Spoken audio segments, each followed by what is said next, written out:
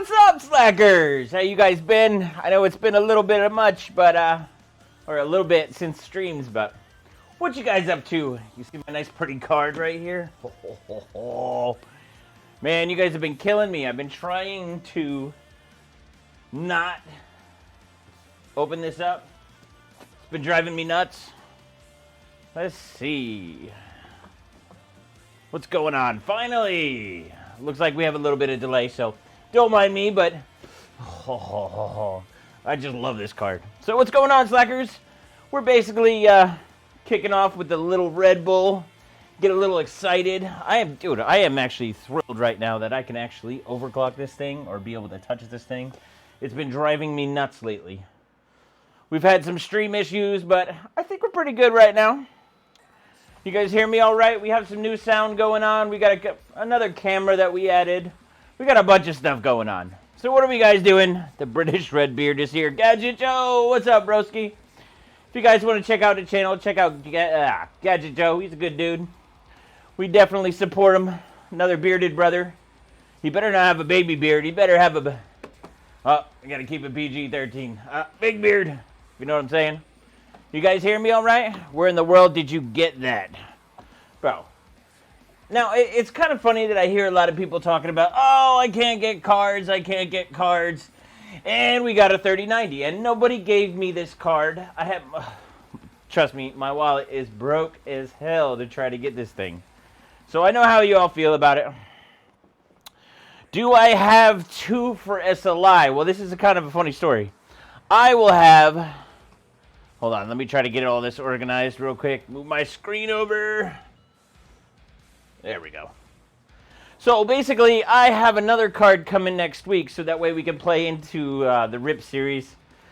You gotta let those guys go and try to get some scores up before you trounce them. So, so far they're pretty good, but I don't know. I don't want to just take them out too quick, if you know what I'm saying. So, so sound good? Everything good? Quality's good? I like it. Oh, hail TechOdin. Is it just me or is the quality norked? What's wrong with the quality now? You guys are killing me. Can't appease everybody, it seems. Oh, loud and clear. Paid $1,400. Actually, I think this card goes for about $17.99. It's a little on the expensive side, but if you guys got a chance to check out the Gamers Nexus stream, make sure you check that out. We were actually playing with the For the Win card, but we were on a 3080. So I was impressed with the card enough to make that big purchase for the big one, the big boy, the 3090. Now, I have not touched a 3090 yet. Like, literally, I saved this for you guys. I've basically been torturing myself for about 2 days now to just open this, and I figured... hey, let's just do it on the stream. So, yeah. That's sucked for me, pretty much. So, but now we can... I'm so excited. We might as well just get into it. But let me finish my Red Bull first, and then we'll get into it. Audio is a bit delayed, but video's good. Yeah, I've made a couple changes, so you'll notice a couple new things. We're using a lav mic this time instead of using a mic that's stationary. I move around a lot. It's just how I am, so I figured that would be actually a lot better. Yeah, but anyway. Oh, so what are you slackers up to? It's Thursday. Technically, it's my Friday because I don't have to work tomorrow. So we might actually stream tomorrow or do a video. I don't know. The woman's kind of yelling at me, so I don't know. We might have to take a slack break tomorrow and then open it back up on Saturday. So whatever you guys think. So what's going on? What are you guys up to? How's the stream? Stream seems good on my side. I don't know. I'm just excited. I just want to open up this thing. So I think we'll get started here. So the whole point of this stream is to basically open this baby up, get my initial reaction. I'm hoping that it's like the 3080. I'm pretty sure that they're similar. I haven't looked at a 3090 at all. No PCB or anything. So break my 3090 virginity is correct. Yeah, literally, I have not touched one. I think Steve had one that it was like in the corner, not letting me like see it or do anything, which was kind of terrible. But I didn't want to torture myself anyway. Now, I like to go with aftermarket cards. I'm not a big Founders Edition. I don't know. I feel like you go backwards and you pay a lot of money for it. So this card, okay.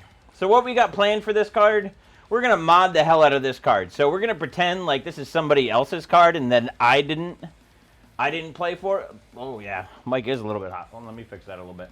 Just give me 1 second. When I was testing it yesterday, I get a little excited sometimes, so I don't want to mess up my mic, but try that for a little bit. Let me know how that is. All right, so most people say this is not for gaming. To be honest, I don't really care. This thing is an overclocking monster. If you see on the boards, on the GN stream, we were the first to hit 14,000. That's all they care about. I don't care if I'm the highest 3080, because I knew the 3090 was going to come out and bust the 14K barrier. But it's something to say to be the first one to do 14,000. So now everybody's doing it with 3090, but it's time to extend that level. We're going to push that level. Is it that quiet now? Super low? I can't win on that. Hold on 1 second. There we go. We'll go back. So it should be a little bit more.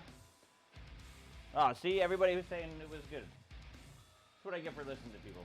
So it's like a happy medium right now. So anyways, so we're going to get onto it. I'm going to open this puppy up. I'm just so excited. You know how long? Every time there's a card generation, I usually always buy a card. And for the last couple of generations, I've waited for the Kingpin edition. And sometimes I've waited a lot longer than I wanted to. So I decided early on this generation, I'm just going to pick up cards as soon as I can get them. And we're going to play around with them. And we're going to go through the process of learning it. We're not going to just be following what is pretty much everybody else does, where they just show you benchmarks, stuff like that. What we're going to do is I'm going to go through the staged approach that I do every generation to figure out how to bench it. Because it's not just throwing it on liquid nitrogen. If it was that easy, everybody would be doing it. There's a lot more to it. You got to get the card, learn about memory, how the memory works, basically how to mod them, GPU voltage, any BIOS issues.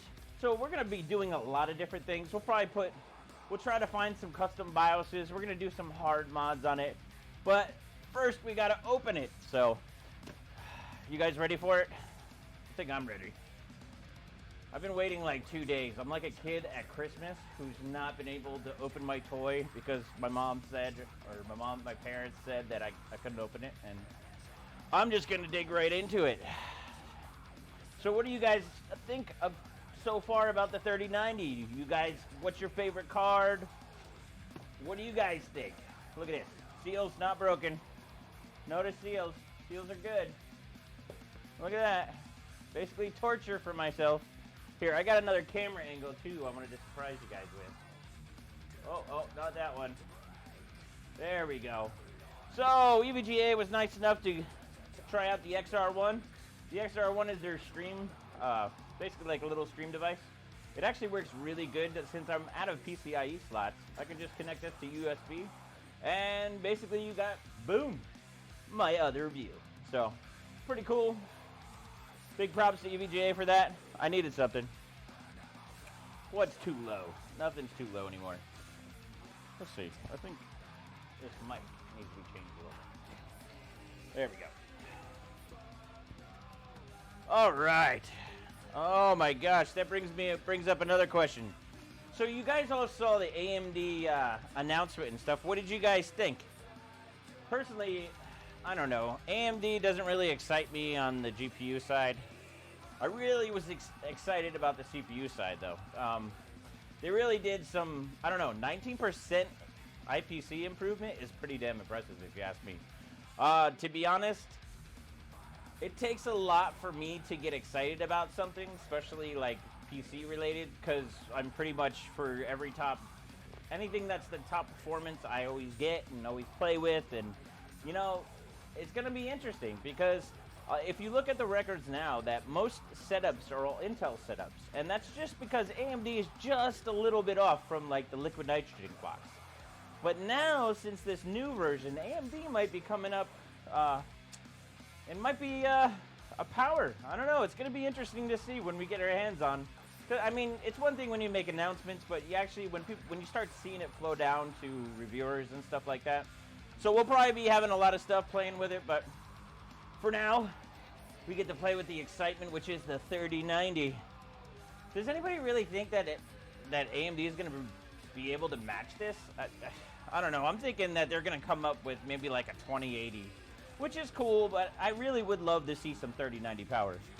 And who wants to bet that Nvidia basically releases a driver update and gets more performance? Who wants to bet on that now? Because you know that's going to happen. You know it's going to happen. It happens every time. Most people don't pay attention. So, but yeah, let's. I'm just going to open this because I've been dying to open it. Like, it's been torturing me, and we're just going to open it. So, this is the Ultra Edition. I figured if I'm going to get one and try to get one, I'm going to go for the Ultra Edition. It's got a higher boost clock than normal. We're going to go over and see exactly what it's doing. I'm going to open this. Pretty much the goal for the stream is that we're going to open it, unbox it, see how it looks. I haven't even really seen it with the cooler. I've only seen the PCB on the 3080, so I really don't know what's going on. So you're going to see my initial reactions. We're going to go through the card. We're going to put it up on the test bench, and we're going to just start playing with it, see what it does stock, completely untouched. Because usually that's what I do. When I get a card, I do it by myself, and now you people are going to be with me. So, but yes, you don't even know what come out. I doubt it'll be, not to mention extra RAM. Yeah, who does? Oh, man, but still. More volume. You guys can't hear me? Oh, well.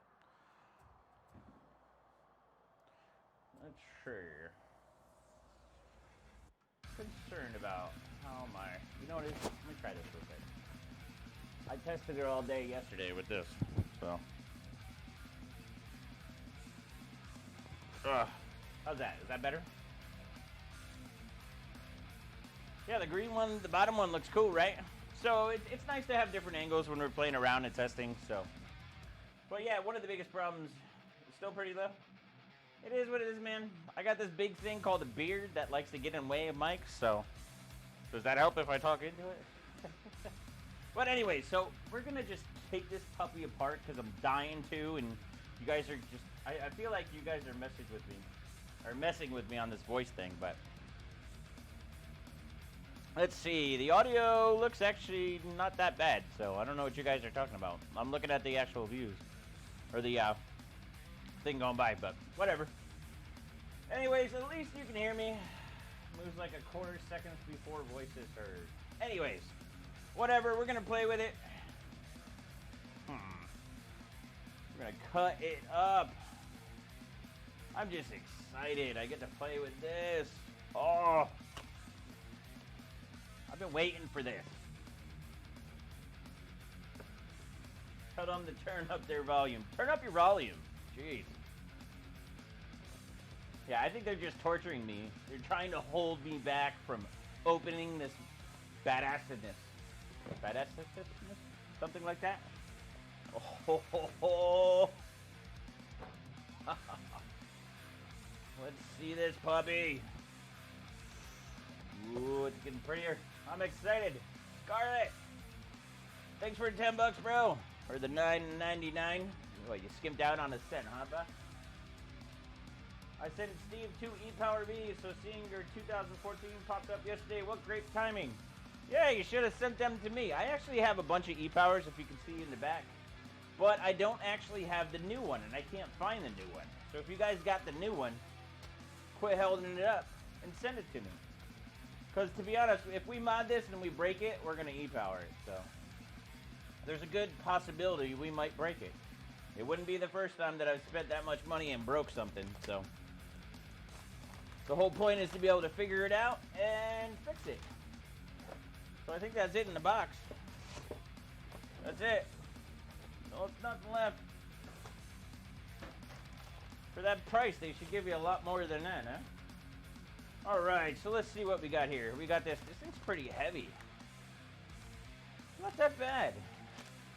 Alright, let's see what else we got here. We got a GeForce EVGA installation guide. It's kind of funny if you really need an installation guide.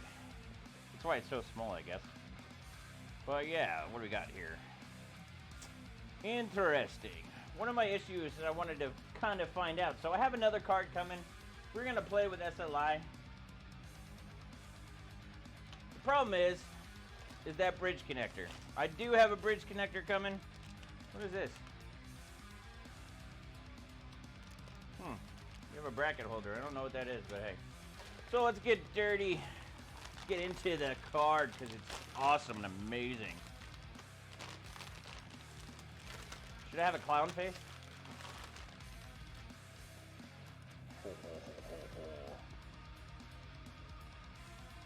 It's kind of funny that people are so upset about the clown face. What can I say? It gives you personality, right?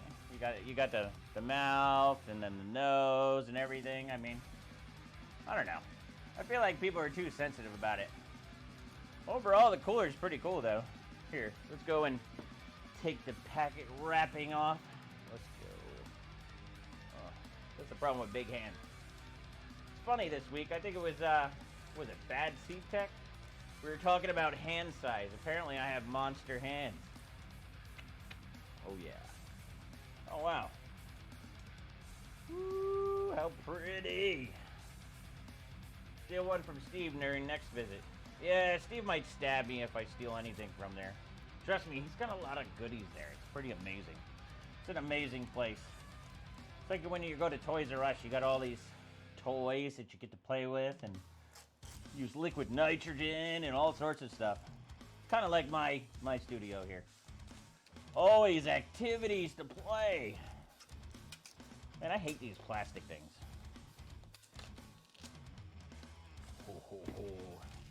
That's going in the garbage. All right. Well, over there temporarily. So, what do we got here? Oh, it is heavy. Ooh, how pretty is that? It's got a nice back plate. What do we got back here? Looks like we have a fan header on here. Aux fan. What is this? We got a 5-volt. Interesting. Anybody know what the back piece is? I was looking at that. It looks interesting. You can connect a fan to it, which is cool. I can always use that. That'd be nice for when we take it apart. We always usually have a fan on the front, so you just put it in there and not have any issues. So yeah, this is one of my issues right here. So if we're gonna do SLI and we're gonna do liquid nitrogen and stuff, this bracket right here is the new NVLink bridge, I guess. So I'm gonna have to figure out. I have a bridge coming, but one of the biggest issues is, let me show you. It's easier that way. When we're doing liquid nitrogen stuff, number one is I don't have a bracket that fits, right? So this bracket right here, I have new ones coming. Should be here next week. We might have to play around to put this on liquid nitrogen. We first have to figure out volt mods and stuff like that. But yeah, we're gonna end up, I gotta get a new one of these. But one of the biggest issues we have is when you do dual cards on liquid nitrogen, you have this thing, the bridge right there, where it's blocking. So I'm not sure how we're gonna get around that. We're gonna have to do some inventedness type stuff. I know Jay and all them are gonna have to figure it out too, so it's gonna be interesting. So I think personally, if you talk to Vince or Kingpin, he basically is coming out with a new pot. I know he's been putting some stuff on Instagram, and I'm sure we're going to get one of those to play with to try to do SLI. So that's what we're going to be looking forward to. Oh yeah, it is beefy. I'm going to figure here, let's match it up and see what it is on compared to a KP, right? We got the Kingpin.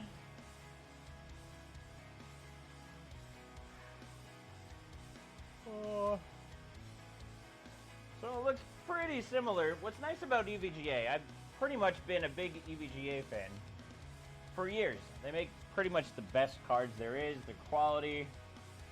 Ooh, I can actually see it now. So if you look at the NVLink on the KP verse, so you'll see that it's much bigger and much different. So we're gonna have to figure that out, because when you have dual cards, you got to make sure that's there. It's fine with stock coolers and all, but when we try to put liquid nitrogen pots and stuff on it, it's going to be a problem. So we might have to just use that, go out to the garage and use that manual CNC and just maybe cut up an existing pot to make it work. So I don't know. We're going to have to figure it out. We'll see how it goes. All right. How much super chat to show feet? likes blowing up on Kingpin cards. So everybody loves the Kingpin cards. So I do too. So from what a little birdie told me, is that we should see cards this month. So I'm excited about it. I should have one here. So you guys are gonna, well, of course we're gonna stream. In the meantime, we're gonna play with this For the Win card and another one of them. I also, yeah. So what do you guys think about the card so far, huh? I think it's a pretty good looking card. Air cooling is really not my thing usually, but I mean, it looks like it has a cold plate for memory, which is always important, right? You want to get a higher clocks for memory. Memory makes a huge difference for a lot of benchmarks. So, especially like Port Royal. You get a higher memory on Port Royal, gonna get a higher score. So, I think what we're gonna do is, enough looking at it, because, I mean, it is pretty and all, but we need to see what this thing can do, right? Get all these little things off. Can't stand all that little stuff they put on here for protection, but I don't know. It's a pretty good looking card. I'm impressed. I'm really more impressed with the power. We need more power from it. Overall, let's see. What do we got here? We got 3 display ports and an HDMI. We got 3 6-pins instead of the, I don't know. What do you guys think about that 3090 and the weird power connector? Seems a little interesting to me. Kind of ugly with that stupid thing that they have there. I'm glad they ended up doing the power like this. It almost looks like the old EVGA classified, like the 980s and the 980 Ti's. It seems like a lot has come down from there into this beauty of a card. And to be honest, I don't understand why people are complaining so much about the red smiles. It's really not that bad. I mean, we got a little smile at it. Anyways, let's see. So the Kingpin 3090 and a 3090 Ultra and SLI. No, actually, we're gonna have 2 of these in an SLI probably before I get the KP. So we'll see. I don't know. Maybe it'll be quicker. Either way, I want to be able to have everything to basically do liquid nitrogen overclocking. So I want to be able to show you 3-pot madness on liquid nitrogen. So that's the plan. That's what we're gonna do. But first, we got to figure out the cards.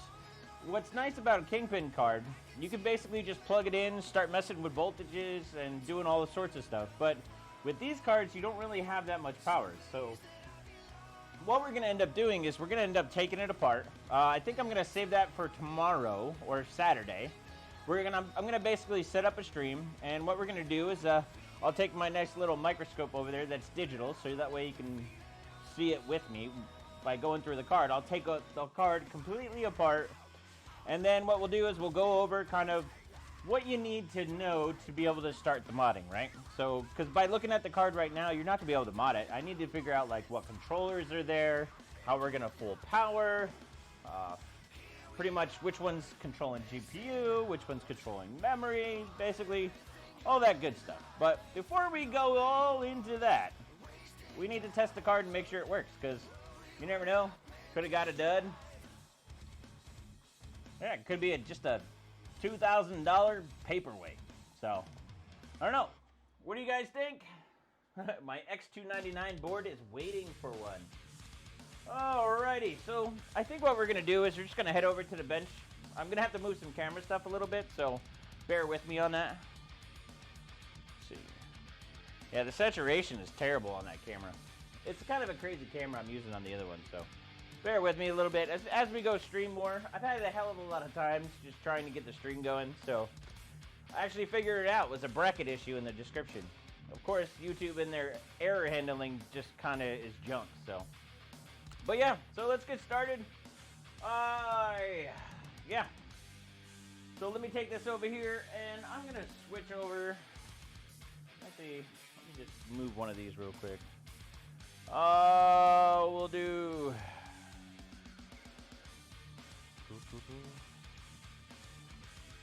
There you go.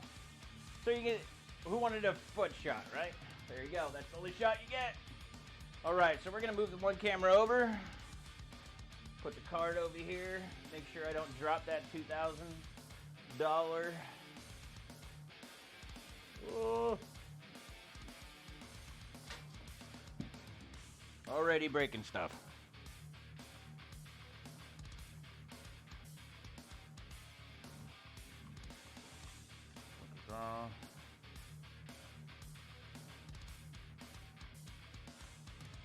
Alright, I think we're good on that one.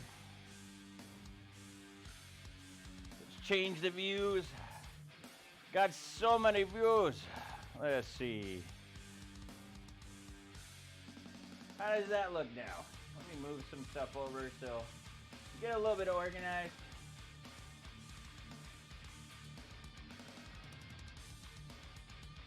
Whoa, I got so many screens here. I want to be able to interact with you guys. All right. All right. So how many of you guys smashed that like button? Actually, let me move this over real quick. Alright, OBS.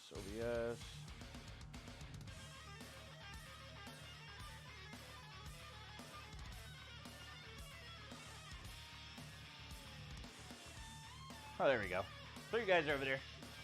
Oh, there's a heck of a delay. Alright. So you can see here, we basically have a normal setup. This is pretty much a bench setup. We got two 480 Rads over here, two pumps. I basically have a nice digital flow meter right here, so I know if there's any clogs or anything. I had a bunch of issues with clogs and stuff. We're using an Optimus block. This block is basically for X299, for anything that's like 10900K. I'm running basically a 10900K right now. We're gonna do a little bit of Port Royal, kind of see what it does, kind of play around with it and smash it up a little bit. Yeah, make sure you smash that like button too right now. I mean, we got a bunch of users on here and we got very limited likes, so.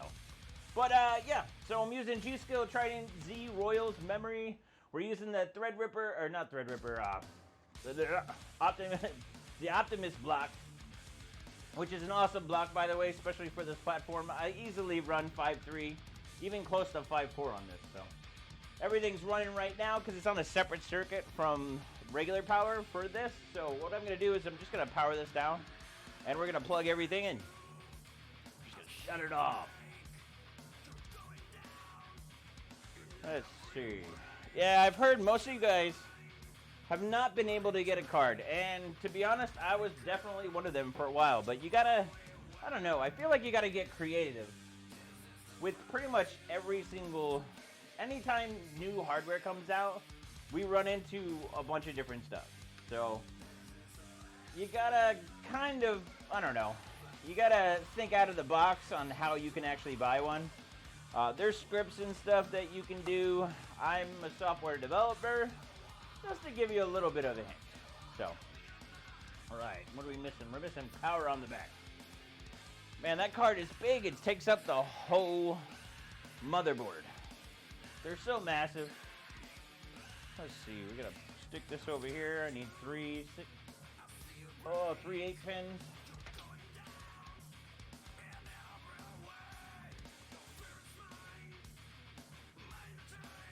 Let's see. So who else got a 3090? I can't be the only one that got one.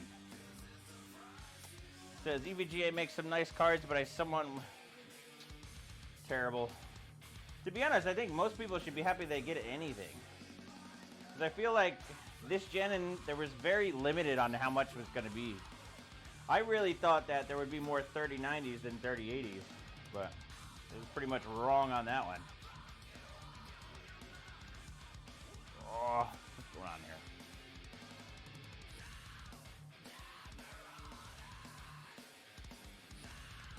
Alright, so also under the, what you can't see right now is I'm basically going to be using a Corsair 1600 PSU.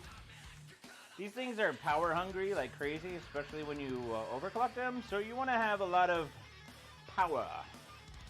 So you want to make sure that I'm over it a bit. So I have this special 1600i that I got from them, from John Garreau.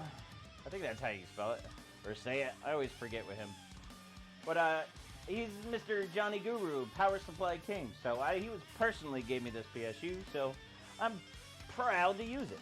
So, all right. So, are you guys ready? You guys ready to power it up? I am so damn excited. I'm almost too excited, I think. Let's see. And boom! Ugh, I hate rainbows. I really think we should have I don't know. I feel like the rainbow on these cards, if they just did solid colors, it would look so much better. I don't agree with people need to see the rainbow all the time. Not that I have anything against rainbows, but I just feel like it looks too girly. Which is kind of eh. Alright, so let's go over some basic settings. I'm going to put it over to the BIOS screen. Let me just get over here with this. OBS.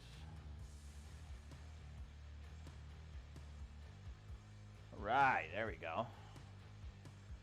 Let me just switch back. Shane, what's up, brother?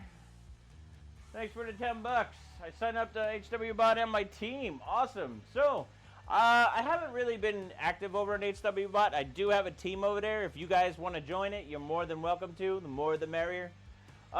Really, it is to show off overclocking. I highly recommend you get into it. It's pretty damn awesome. I love overclocking personally. I pretty much overclock everything. Cars, golf carts, women. Anyways, so let's go over some of the stuff we got here. I'm going to actually just reset this real quick so that way we can go into the BIOS. I'm going to kind of show you what settings are going on right now. So these are the same settings I used for the record, that 14,000 that I did the other, did up at Gamers Nexus. So let's see, you'll see right here. I'm just going to, I have it, usually I just set up to 5 gig. I don't know if you guys can see that. Man, the stream is way behind. So basically you'll see that it's 5 gigahertz. Setting up memory at 4800. I'm not really tweaking too much. It really wasn't going for total efficiency. But it was more to show off some stuff and give you guys a good show on the Gamers Nexus channel. So we're not doing too much on mem. It's just basically kind of like XMP. You don't really need too much on Port Royal. It's more on the GPU side than anything, which is why it makes it kind of a really badass, what's it called? Yeah, kind of forgot what I was talking about. But anyway.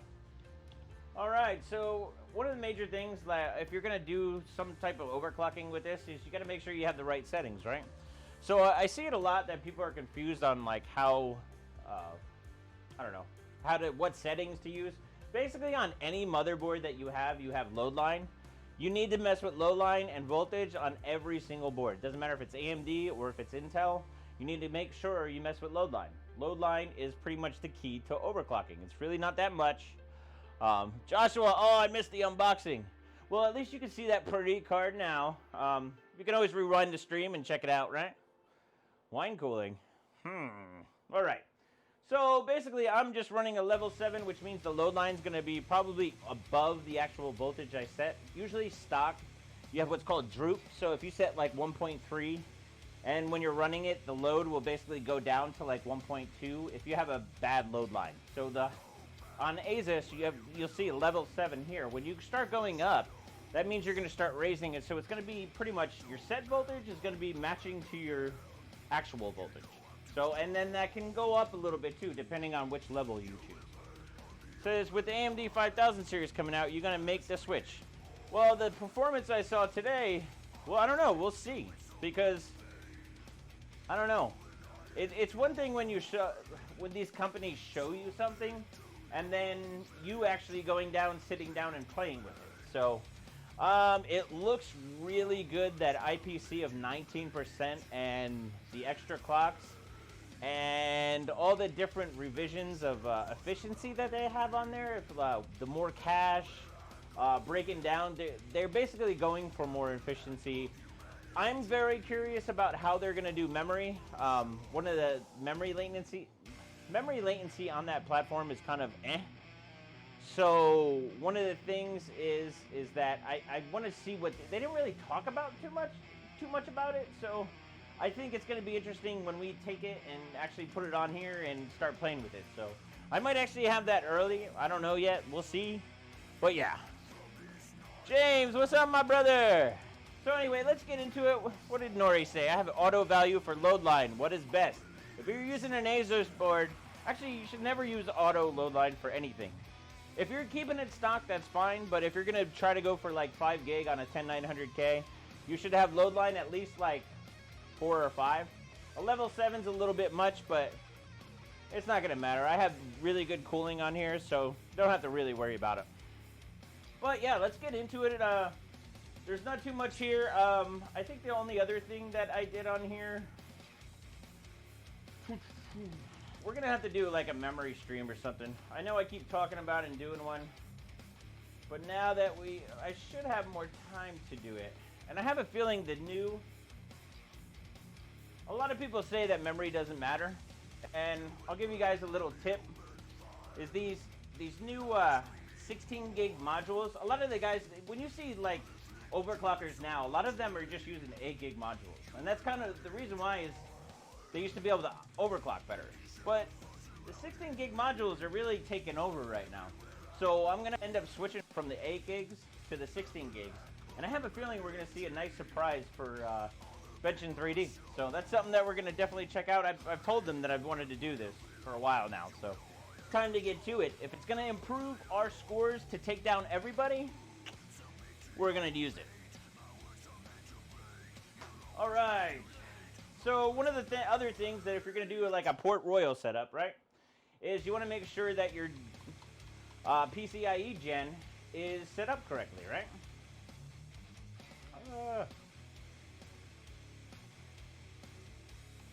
Now what I want to do is basically set it to Gen 3. Now a lot of people talk about Gen 4 on AMD. To be honest, Gen 4 on AMD, it really doesn't make a difference right now, which kind of sucks. That was kind of my biggest thing. So when the new 3090 came out, it was going to be better on Intel, or was it going to be better on AMD because this card supports PCIe 4. From all indications, I've seen that PCI Gen 3 on Intel is still faster than PCI Gen 4. So, and even if it's just within a margin of error. So, it's kind of lame. Yeah, well, I guess the audio is a little bit low. We already went over this. It's kind of going to be like this. I'll have to play with it a little bit after the stream or something. But for now, you got to deal with it. Just turn up your system. But yeah, so you said PCI Gen 3. Now, this is the interesting thing that they didn't talk about either on the AMD stream, was basically Gen 4. Maybe we'll actually see a good Gen 4 PCIe 4 on the new motherboards. But again, this is all speculation. I don't know for sure, so just take it as a grain of salt. I don't spread rumors. I just basically talk what I think. So, which can be bad sometimes, but is normally pretty good too. So, but yeah, so that's pretty much it. So Gen 3, we have, actually, the one thing I wanted to check was cache. I want to say that I was doing like 42 or something. Let's see. Maybe 45? Yeah, 45. So all I did was from this was I would boot in the OS. I'd use the program called Turbo V. ASUS basically is nice and supplies a nice program to be able to work into the operating system. So instead of going to the actual BIOS and changing all the settings, you can basically just open it up in Windows and play with it. Which is really my preference of overclocking, because a lot of times you'll crack paste and you don't want to be trying to boot up at 7 gigahertz, you know? So, let's see. I think my settings are all correct. Let's see, it almost looks like the driver didn't load. So, what we're going to do is check out Device Manager. Make sure display adapters are good. So, yep, we got the 3090. Everything looks pretty good. Let's open up Gpuz. Now this setup is pretty much the same as what we were using at Gamers Nexus. So if you guys have questions about that stream, now's the time to ask about them, because pretty much this is the same setup. Same board, same chip, same memory, just different GPU. So you'll see here, one of the first things I check is if you open up Gpuz. If you don't know what Gpuz is, it's Tech Power Up Gpuz. Always download the newest versions. What's nice about this, you can play around You get to see what the BIOS version is. You get to see a bunch of different information like memory type. On older versions of cards, you'll see this could be a lot of different things. You have an Elpida, used to be a memory manufacturer. I think they went out of business. On old AMD cards, you'd see them a lot. You'll see Micron in here. You'll see Samsung. So far, I've only seen Micron on 3090s, so that might be a little bit different. I'm not sure. Let's see. One of the things that most people don't realize when they're benchmarking and what they're doing when they set up a graphics card. No, sorry, dude. Not going to be playing any games. We're going to be doing overclocking here. Basically, teach you how to overclock, and we're going to play around.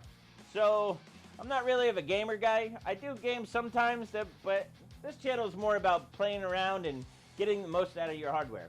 So what I like to do, what I was saying before is basically when you're just installed your graphics card like we did here now with the 3090, you go into Gpuz and you'll see this thing where it says PCIe at X1630 at 1611, right? So what this means is you'll see a lot of the times where people say they're scoring bad or not having good performance.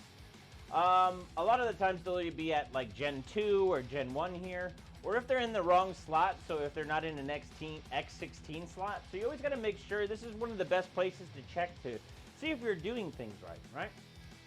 Now you'll notice right here that it's basically at X16, but 1.1, which means it's at Gen 1.1.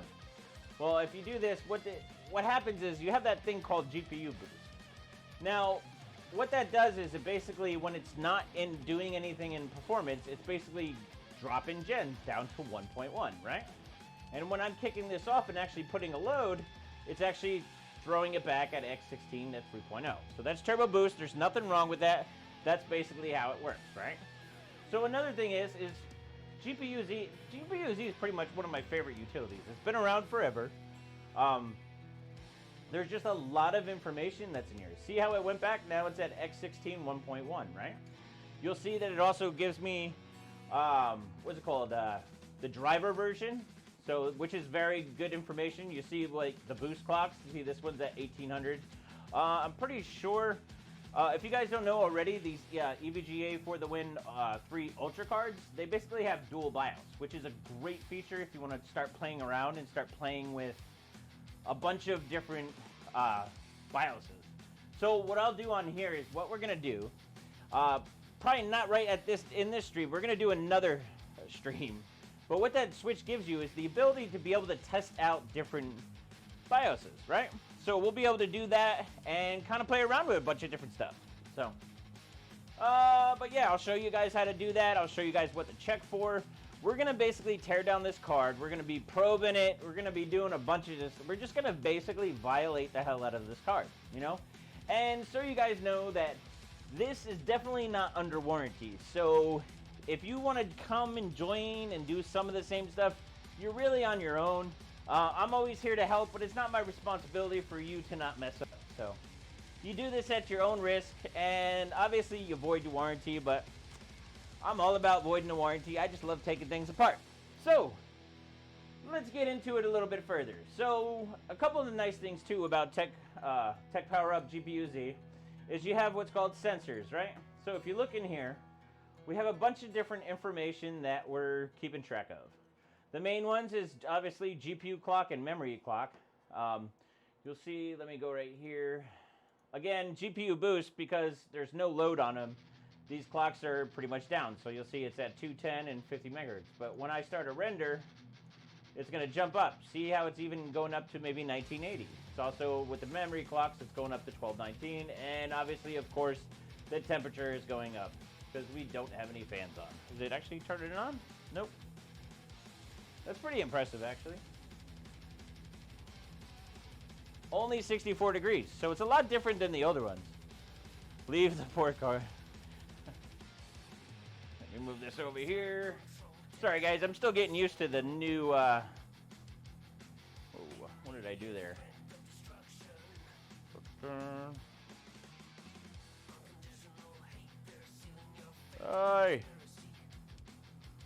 I totally messed something up right now. Strange, I never did that before. I hit a button that doesn't let me see any of this. So, hold on guys, bear with me real quick. For some reason, it doesn't let me.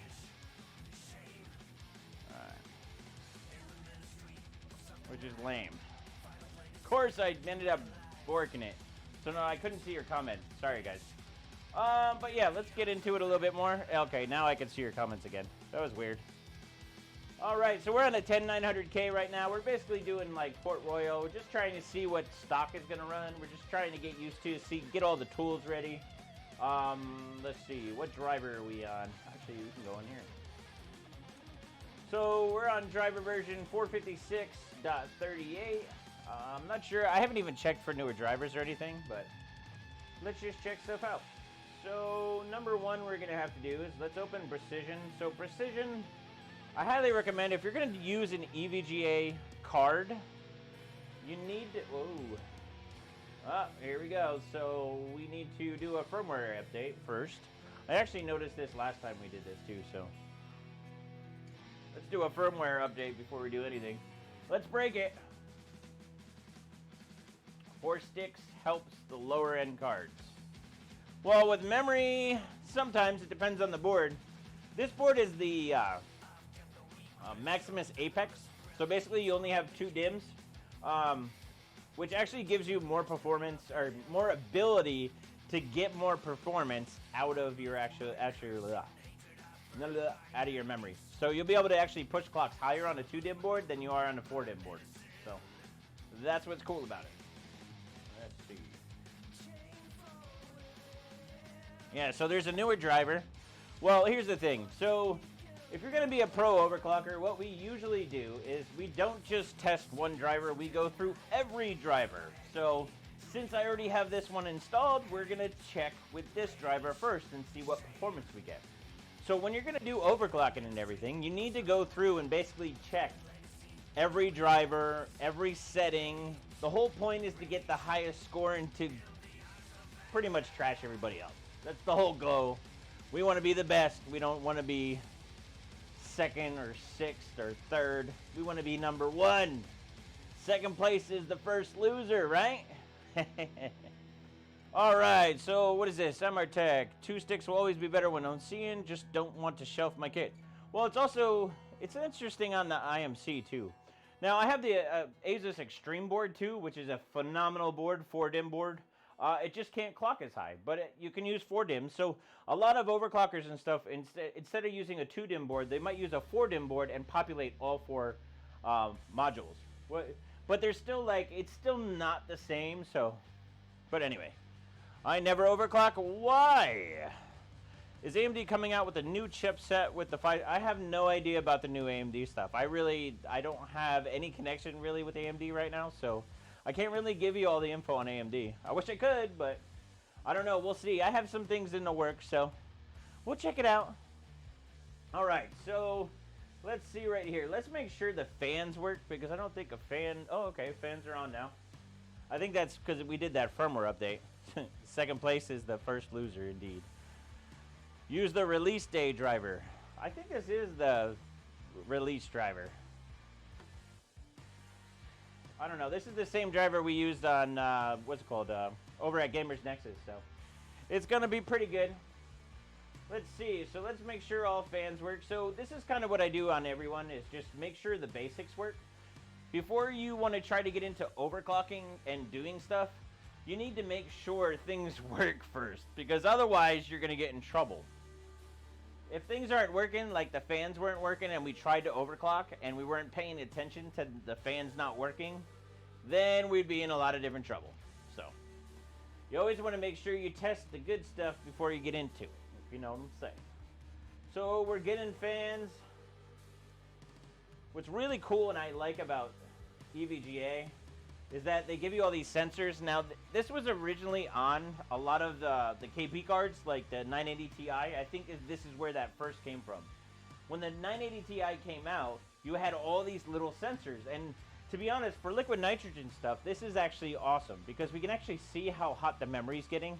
We can also see how the temperature between the die and the pot is, because since we have a sensor on the GPU and on the PCB, we can see what's going on with it. Now, that obviously has come down to the lesser cards, well, lesser meaning not KP version. So it's kind of cool to see that run off into the different generations to the different cards, so which is pretty awesome. But it's always nice to have to see if maybe you're having issues. It's always good to check if you're getting some, I don't know, maybe crappy frame rates when you're gaming. This is stuff you all want to check. Now, don't get me wrong, since we're not checking gaming stuff here, we're going to be just pushing the power and doing stuff.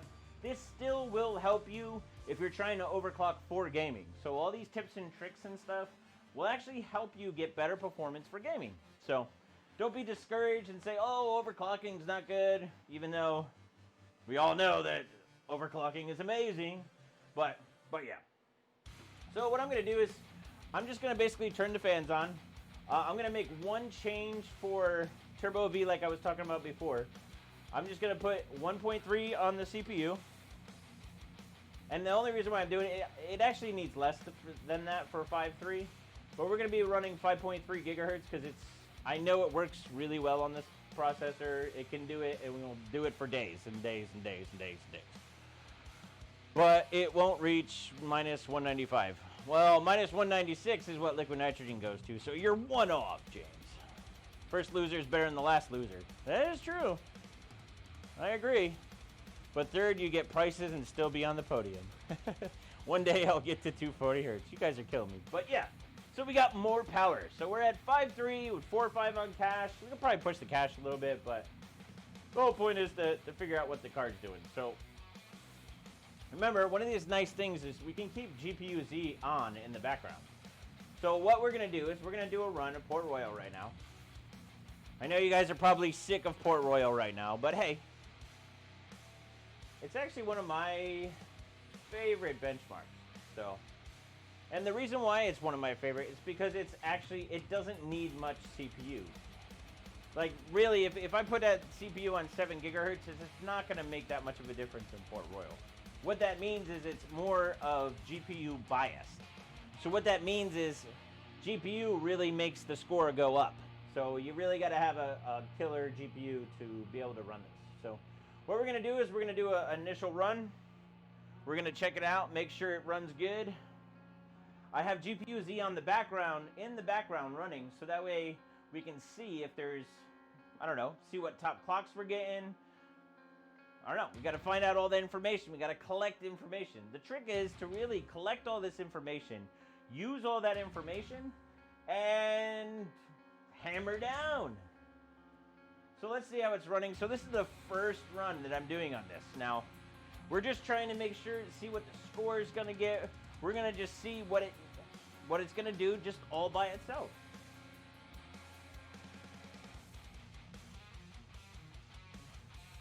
It is pretty impressive that this GPU basically stomps the 3080 when it comes to the liquid nitrogen. No, we're not going for any records yet. But that doesn't mean when the problem for going for records with this card is, number one, we got to mod the power. We got to mod for voltage on GPU and also on memory. So we need to figure those out, and I got to take the card apart to do that. To do that. And what we're going to end up doing is we're going to end up soldering a couple different things on there. Number one, we need to find what the controllers are for MEM, for GPU. Then we got to figure out, look at the data sheets and kind of go through and see what kind of trim pot we're going to use, because I'm going to end up soldering on these cards to make sure that it basically hammers down, because we need voltage. That was one of the things on the stream. I didn't do any voltage on the 3080 when we broke that world record. First to 14K. So if we had voltage, we easily would have smoked any of the guys after too. So, but there's no reason to mess with 3080 because we got 3090. I do have a 3080. I might actually mod that card first and then mod this card, because this one's a lot more expensive at twice the price. So the music is killing it. Really love it. Awesome, totally. Thanks for the $2. Yeah, if you guys didn't notice, this time I did the music a different way. Usually I play it on the speaker, Now we got it direct, so it actually sounds really good for you guys. I'm trying to make sure it's epic quality. Epidemic Sounds is the music, so if you guys like the music, basically check it out there. I'm allowed to share that info on there and share that music. It's the only stuff that allows me to stream on it. So otherwise, I'll get flagged by YouTube, and we don't want that. We want to be able to grow the channel and stuff like that. You don't want to get strike marks and stuff. So, but yeah, Epidemic Sound. This genre is the hardcore one, so I personally like it myself. So, but yeah, let's see here. Number one, we got 13379. Let me adjust something right here. The display settings are way too small. What are we doing here? Oh, that's right. The screen's only. Let me go here. How does that guys look for your side? It's not too bad, right? Is it too small? I don't know. I try to get so much in here. So after we did that run, a couple things we want to look at. We want to see, if you notice in here, you'll see how the clock moves, right? So what I can do is you can just click on here twice. You'll see that you can get the max clock. So we basically hit a max clock of 1995 during Port Royal, right? I wanted to see what the top mem clock is too, because GPU boost based upon your power. GPU boost works on a different ways. It's based upon power, based upon temperature, voltage, and it will set the clock based upon it. So we can see here that the max we hit was 1995. We hit 1219 on mem, so this is completely stock. So we're pretty close to 14K stock. Well, we're 600 points off is a lot in Port Royal, but we have not touched anything. So what we're gonna do is I'm gonna try to push it. We're just gonna start. I usually like to do GPU and memory differently. So we basically go through. Oh yeah, that's right. We need to set up the power first. Thanks, Nicholas. 125. All right, so let's do this. Before we do that, let me just. I like to take screenshots. You can tell all the screenshots on my desktop. That's me just going like this, copying it down so I can see. I basically try not to take notes. I basically go and take screenshots. That way, at the end of a bench session, I'll go and put it up to my desktop, and I'll go through each screenshot and check all my scores. Make sure. I'll look at like the clocks. I'll keep GPU-Z open. The whole point is to make sure everything's working correctly at all times. So, let's see. So we're at 1995. Let's mess a little bit with power. There's a couple things you can do in Precision so far. Precision's going to be working best with the EVGA cards. You get a lot more options. If you had a Founders Edition card and you went to use Precision, you're not going to have all this stuff. So right now we have power to 100. What we're going to do is raise power. So we can only do 107 on here, which is kind of lame. We're going to have to get rid of that. We're going to have to mod that. Let's see. So we're going to jump up the power, or the fan. Get them all going now. So now, oh, it's because I closed it and opened it up. So let's do this. Make sure they're all 100%. We're at 107 here. All right. Let's see what we get now, right? So I'm going to keep... What you can do is instead of keeping these numbers, if you want to basically do new numbers anytime you run a bench, I usually close out Future or 3D Mark II. So, and reopen it up. Uh-oh. Something hung. I hate when that happens. Do I know if it's a good card? I have no idea how good this is. Hey, Tim Reddy, I'm new here on this channel. Well, welcome to the channel. Let's just say this is not my first graphic card. Alright, I don't know what happened there, but we're going to go through. What I was going to try to tell you is that sometimes Precision X and GPU-Z can fight over things, so you got to be careful sometimes. What I was going to say, though, is that say you just did a run and you want to check GPU-Z, you can just hit this button, the reset button down here. And when you hit that reset button, it's just going to basically put everything to default, which is cool. So, alright, so we're on 100% fans. We want to push up power. Let's see how many clocks, or how clocks do now. We're going to keep basically voltage, clocks, all stock, and just see what it does. Now you're gonna get a little bit of a performance hit with Gpuz. So like if you're gonna try to go for world records and stuff, you don't run that in the background. The less you have running in the background, the less it has a chance to interfere with any of your scores you get, right? And the whole goal is to be #1, baby. #1. Not second place. Second place is the first loser. All right, so let's see if just setting that power to 107 from 100 makes a big difference. I think you'd be surprised. I'm not sure, but let's see. UK Dog, do you have somewhere I can contact you directly to discuss what I can do with a fresh PC, like overclocking, etc.? Well, you can always reach me on... What is going on here? We seem to be having an issue. And I'm not sure what it is.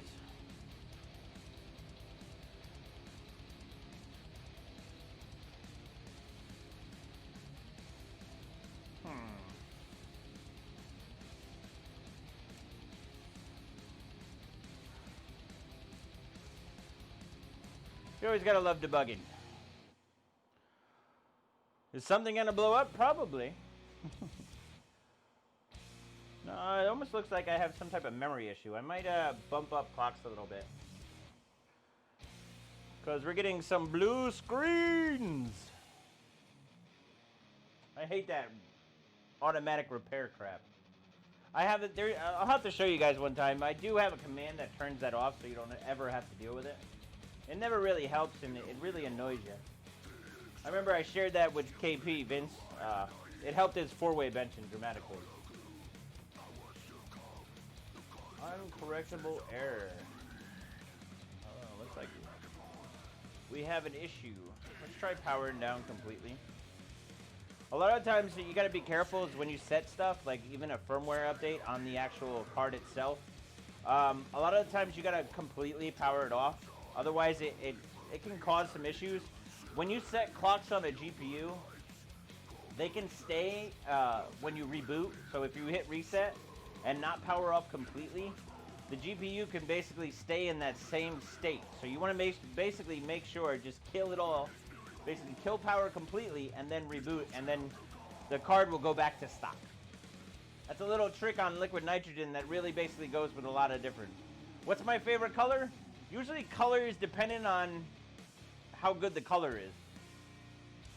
Not rainbow.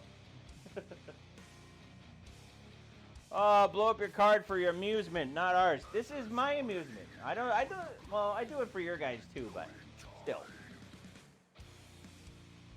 I think my motherboard needs a Red Bull because it's not playing nicely. Yep. Interesting. All right, we're gonna have to troubleshoot a little bit.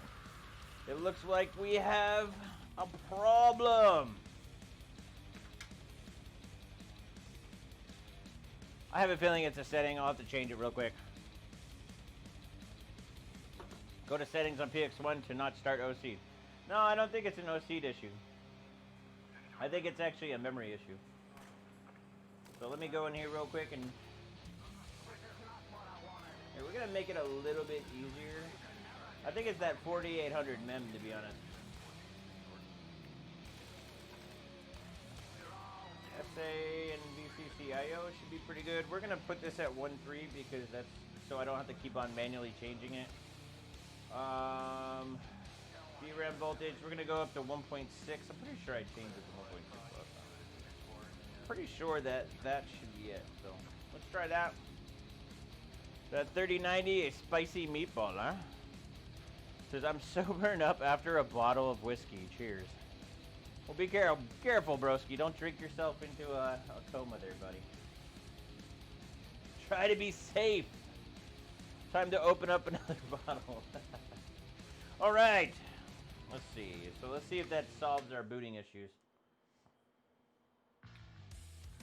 Because it looks like I already trashed this operating system quite a bit when we were benching with Steve. So a lot of the times you'll lose an OS just from constant rebooting and stuff like that. So I highly recommend using a program like Acronis where you can actually take full image backups of your drive and basically copy them onto another drive. And that way if you do mess up anything with like memory, a lot of the times when you're pushing memory so much, it really kills the operating system. You'll basically bork it completely.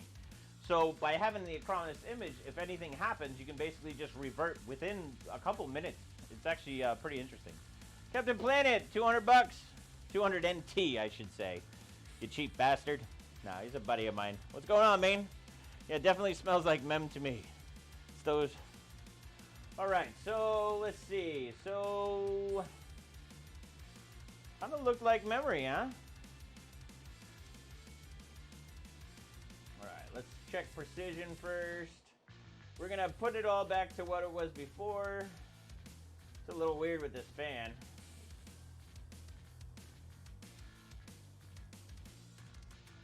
It also could be an issue with precision. Precision has some issues.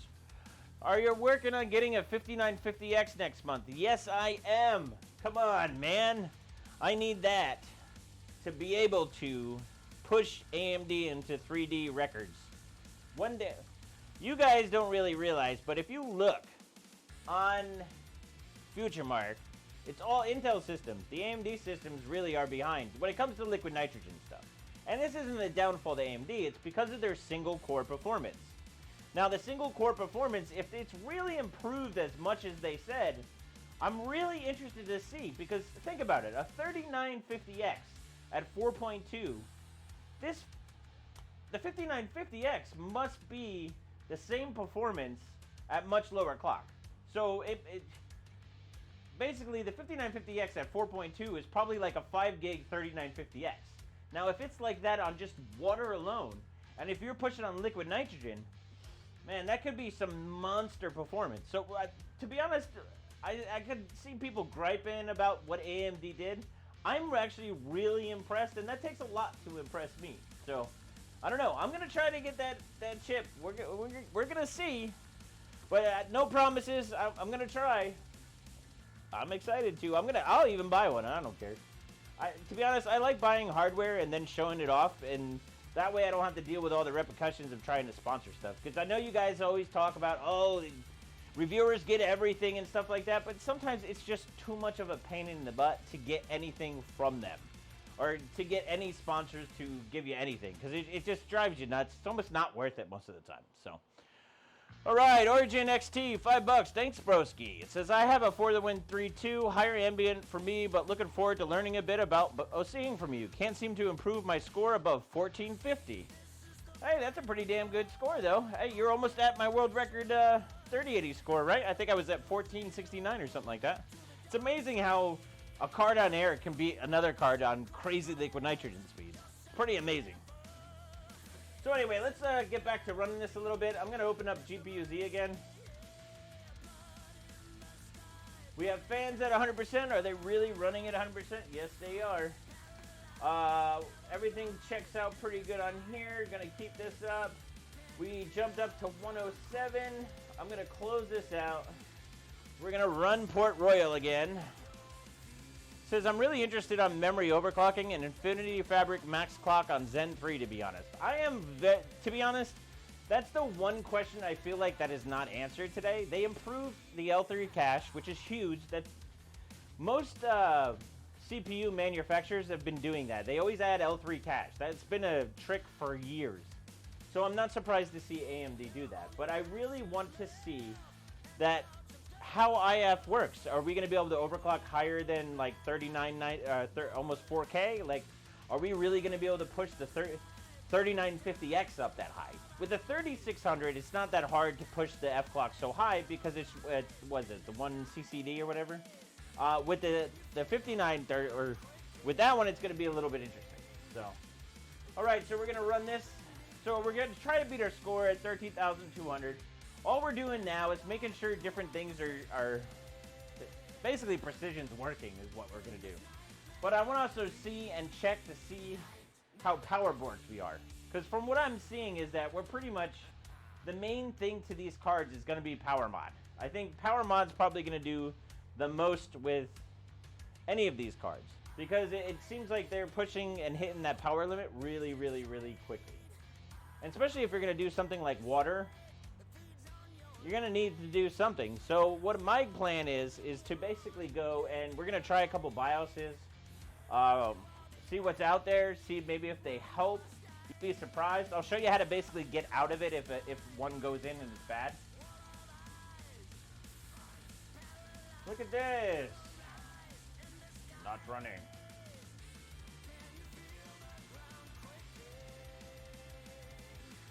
Try it again. Sometimes it does that. Aww. Greetings from Brazil. I'm new in your channel, and I know it's your channel. For recommend. Oh, you got it from Steve. What's going on, soccer? I hope you guys enjoy it. I know it's fun for me. I mean, I held out 2 days so that way you guys could see me unbox this card, and it's been pure torture, absolutely torture. I'll be basically. Oh, is that if that's true? AMD just bested Intel. To be honest, I hate to say it because I'm a big Intel fan because they've been the performance king forever. I think this time AMD really basically has the best gaming chip. It's crazy to even think about that.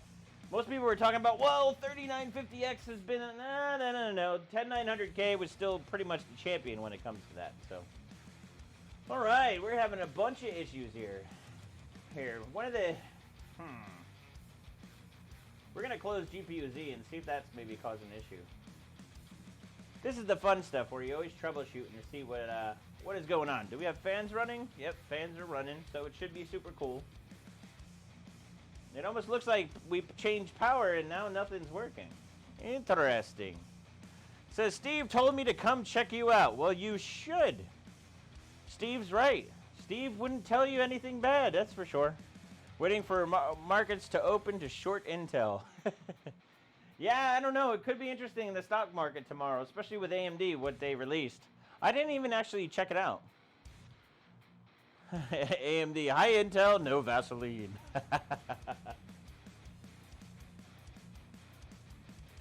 So it looks like we're getting a couple crashes and stuff, and this is not related to caps or anything like this. A lot of the times, Gpuz can cause issues in a benchmark. So that's one of the downfalls, so it's not the actual card itself that's causing the issue, it's basically the software in between. A lot of this happens is because of the drivers, especially when a card first released. I see most people saying, oh, wait till AMD comes out with a new card. Literally, these drivers, with Nvidia, it's basically interesting, right? It's almost like they play a game with AMD. Like, they're always doing something to basically, I don't know, tease them. I think Nvidia just likes to mess with AMD. So, I always see them, you know how AMD basically basically said they are going to release the new card, and they're going to talk about it on the 28th, right? Well, I guarantee you we see driver updates for these cards that give it like 10-15% performance. Just to mess with AMD. They've done it several generations already. It's kind of funny. But, yeah, I don't know. We need to take some bets and see what's going on. Do you set performance mode in Nvidia settings, and how do set graphics in Windows settings? So, we're going to get into that.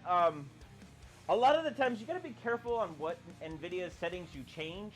So, I'm going to actually go in through, as we're testing, we're going to test different things. A lot of the times, I don't know what the name of this song is, broski. It's kind of hard, and it's going to take too much concentration to check it out. But it is on Epidemic Sound.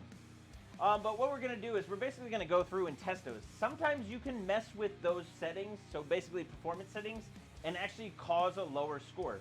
Look at that. 14,000. Amazing. It's kind of funny when I do streams and I come up with scores that, like, are not really intentional. If you guys have checked out my streams before, you'll remember my one Port Royal stream where I beat Kingpin.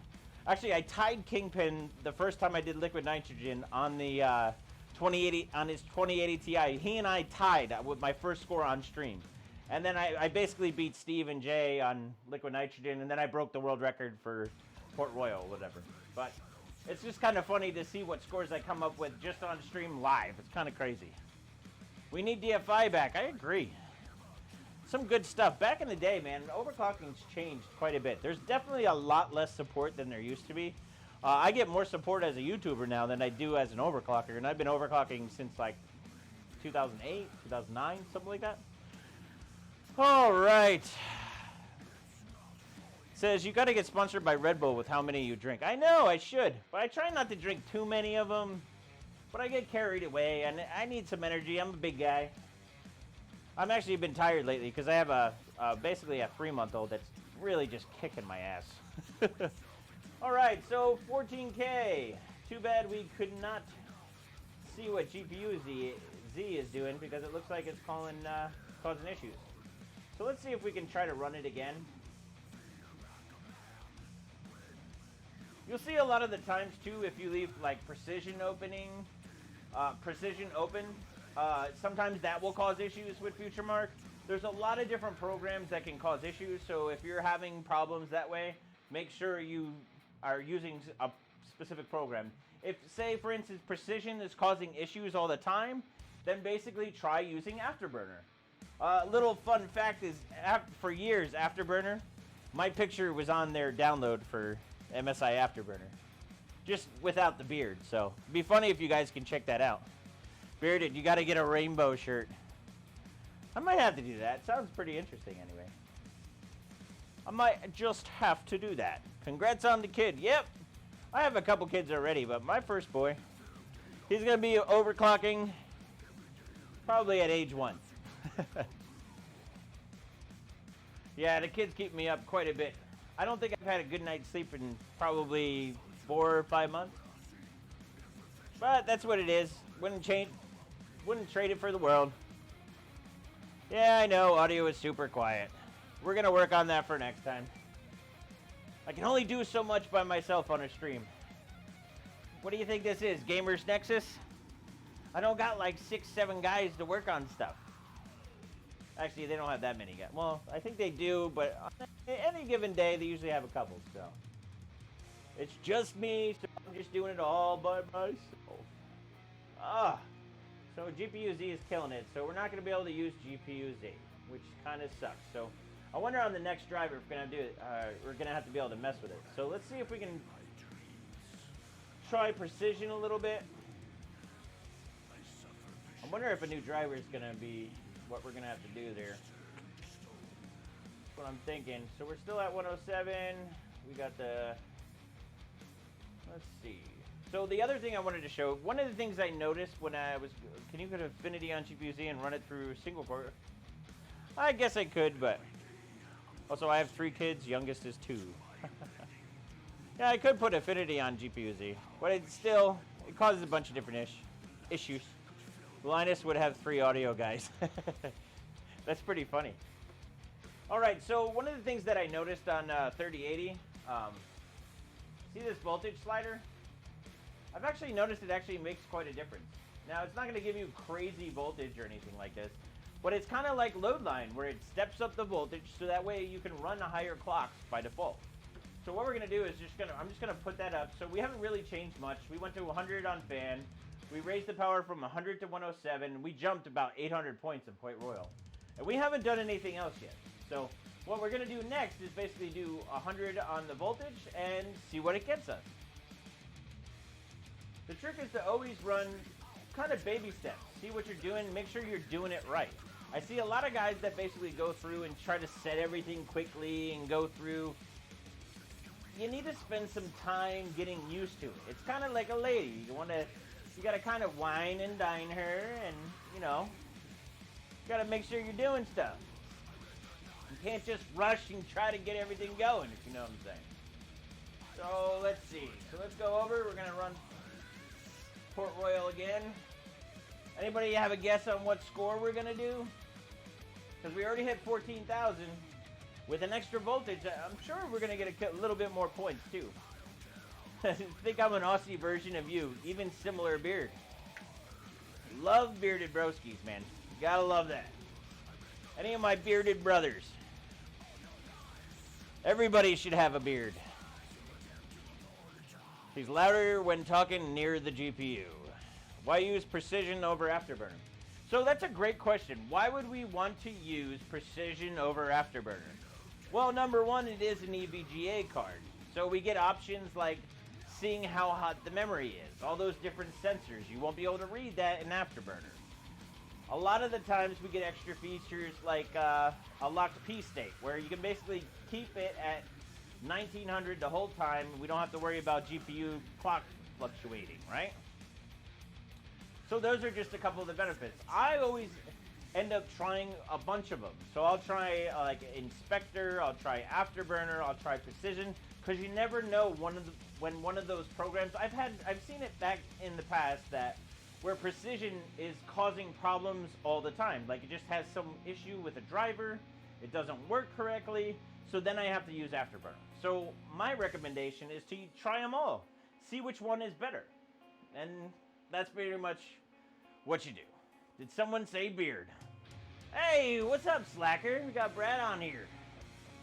I don't know if you guys know who that is, but if you guys saw that AMD announcement today, which was pretty cool for you guys to get called out. I thought that was pretty awesome that I joined for that one. And you guys basically get called out on AMD by Lisa.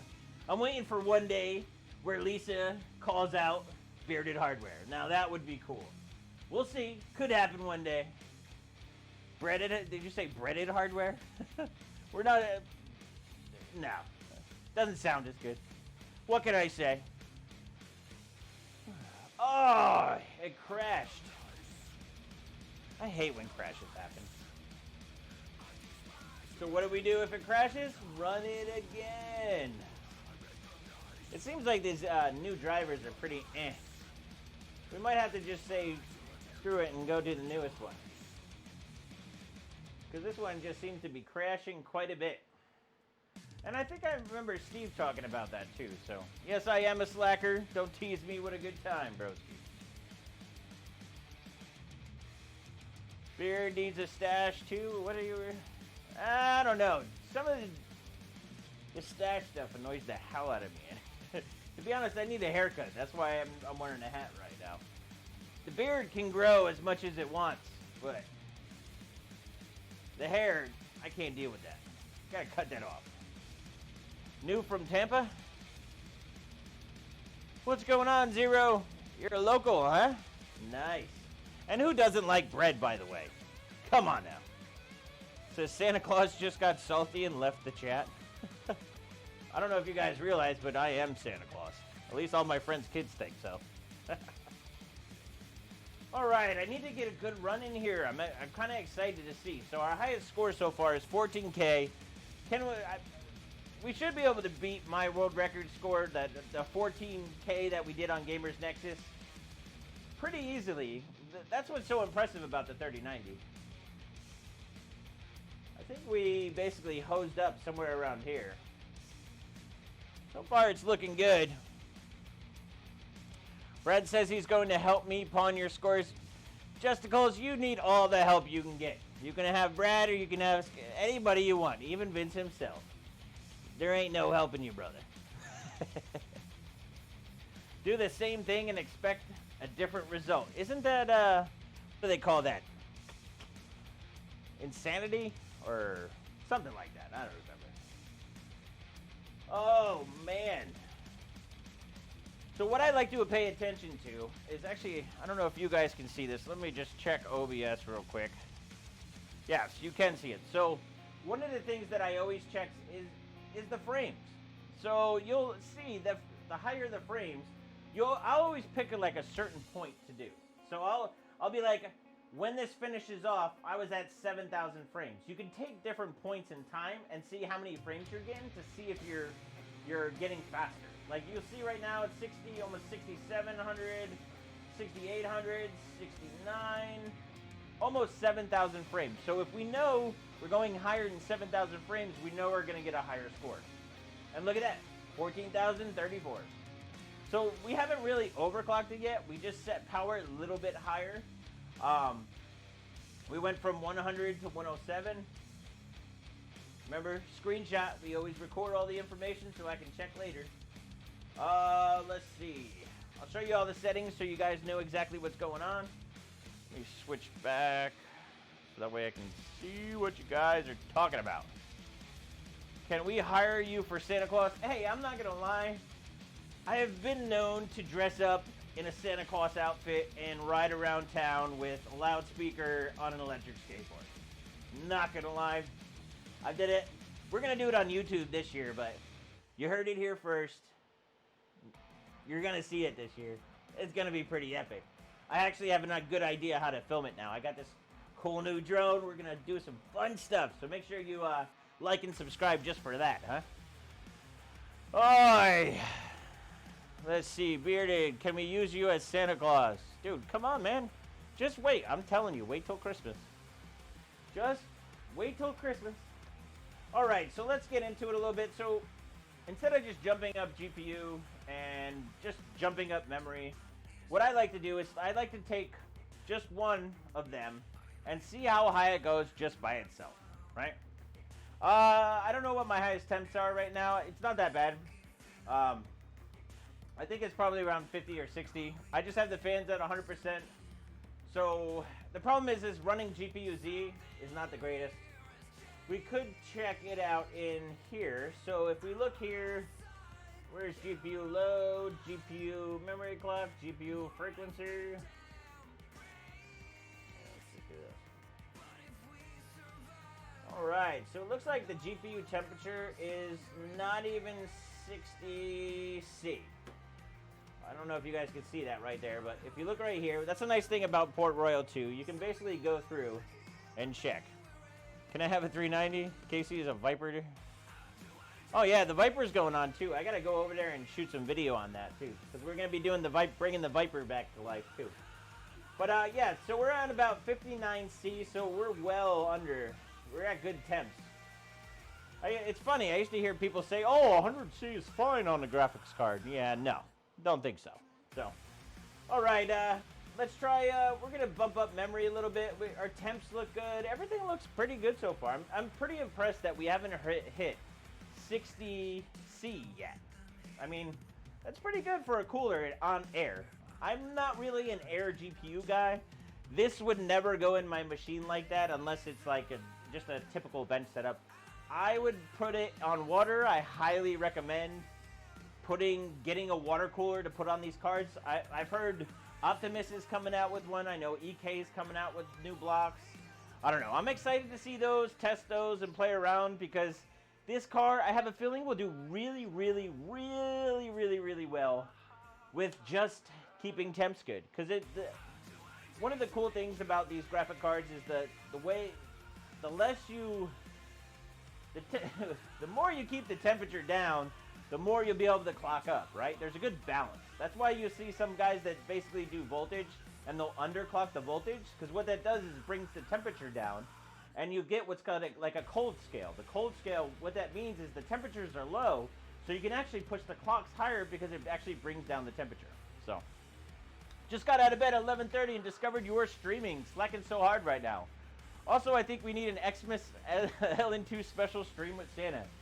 That's pretty much going to be a given. I'm definitely going to do that, but we still got a ways to go for Christmas. Alright, where we can get the playlist of music. So, Epidemic Sound, I'm just basically putting it on so it's going over and over. So, if you like the music, just check out Epidemic Sounds. Daniel, you in Sydney. Have you seen those new blocks from the German brand TechOdin? Looks pretty neat for competition of Optimus. No, I did not see that. I'll have to check that out, actually. Alright, so let's go. I'm going to start benching a little bit. So what I'm going to do is I'm just going to go up in 50 megahertz increments. So we're just going to bump up the clock there and see what it does. I'm going to close this out. Oh, not running the right bench. Hold on.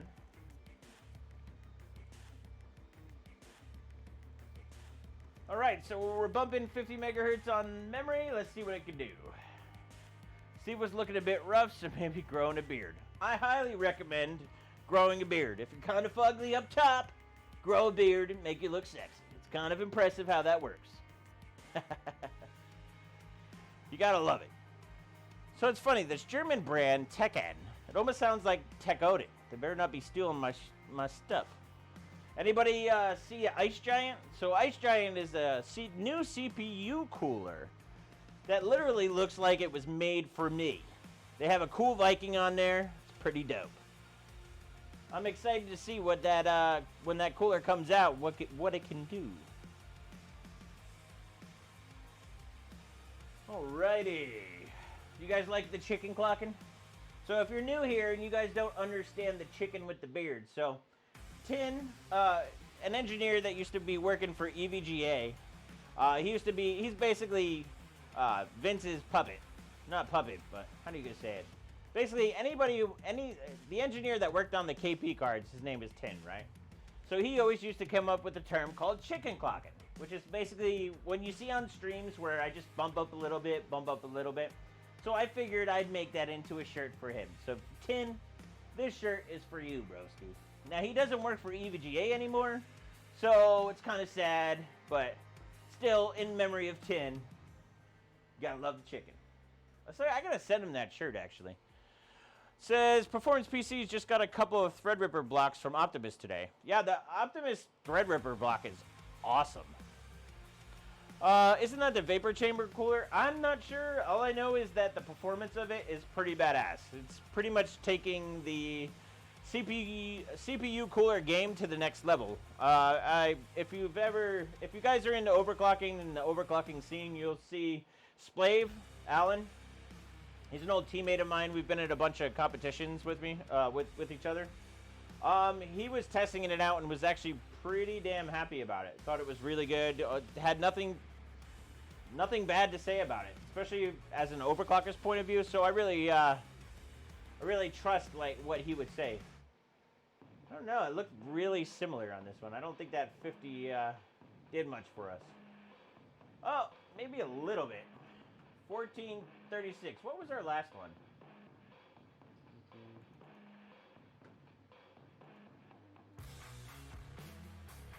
All right, we beat it by 2 points. Yay! All right, let's try again. We're gonna bump it up even more. So memory, 50 megahertz isn't really much on memory. Usually you double it, so really that's not much of a change. So we're gonna just go up to 100. Now I like to take baby steps or chicken clock just to kind of see and get a feeling for the card. You'd be surprised at certain clocks where memory won't work. So say like 75 for instance, it might work great, and then you go to 100, it doesn't work right, and then you go to 125 and then it works correctly. So you have to be careful and you have to kind of test a lot of different things. It's kind of crazy. Nice, I saw him on Steve's channel and scrubbed his eyes straight away. I don't even know what that means. He's working for someone in the States now, I think. Yes, actually, it's kind of funny. Tin is definitely in the States. He's up north, not in Florida. But that's all I'll tell you. All right, so we're going to jump up to 100 and try again. Let's see if we can beat my LN2 3080 score of 14,069. Did someone say hammer? Where's my son Thor? Alright, so who thinks this is going to be much better than the other one? We're only on 100 megahertz on memory. I'm trying to see where power... So this is where basically the power mod comes into play. So when you start pushing clocks, you basically have like this balance, right? The power balance. So when you start pumping up clocks, it starts changing the balance. So you want to make sure that you basically get it. Yeah, see? It's already crashing, but let's try to run it again. Brad Turner, $5. What's up, Bearded Slacker? What's up, buddy? Come to join and hang out. Brad's a good dude. Good buddy of mine. All right, let's see.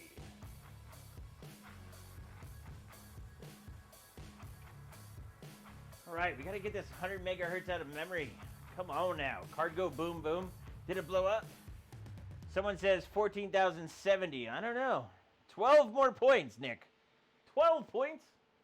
You could be right, because we only gained, what, like 6 points from the last one? I don't know.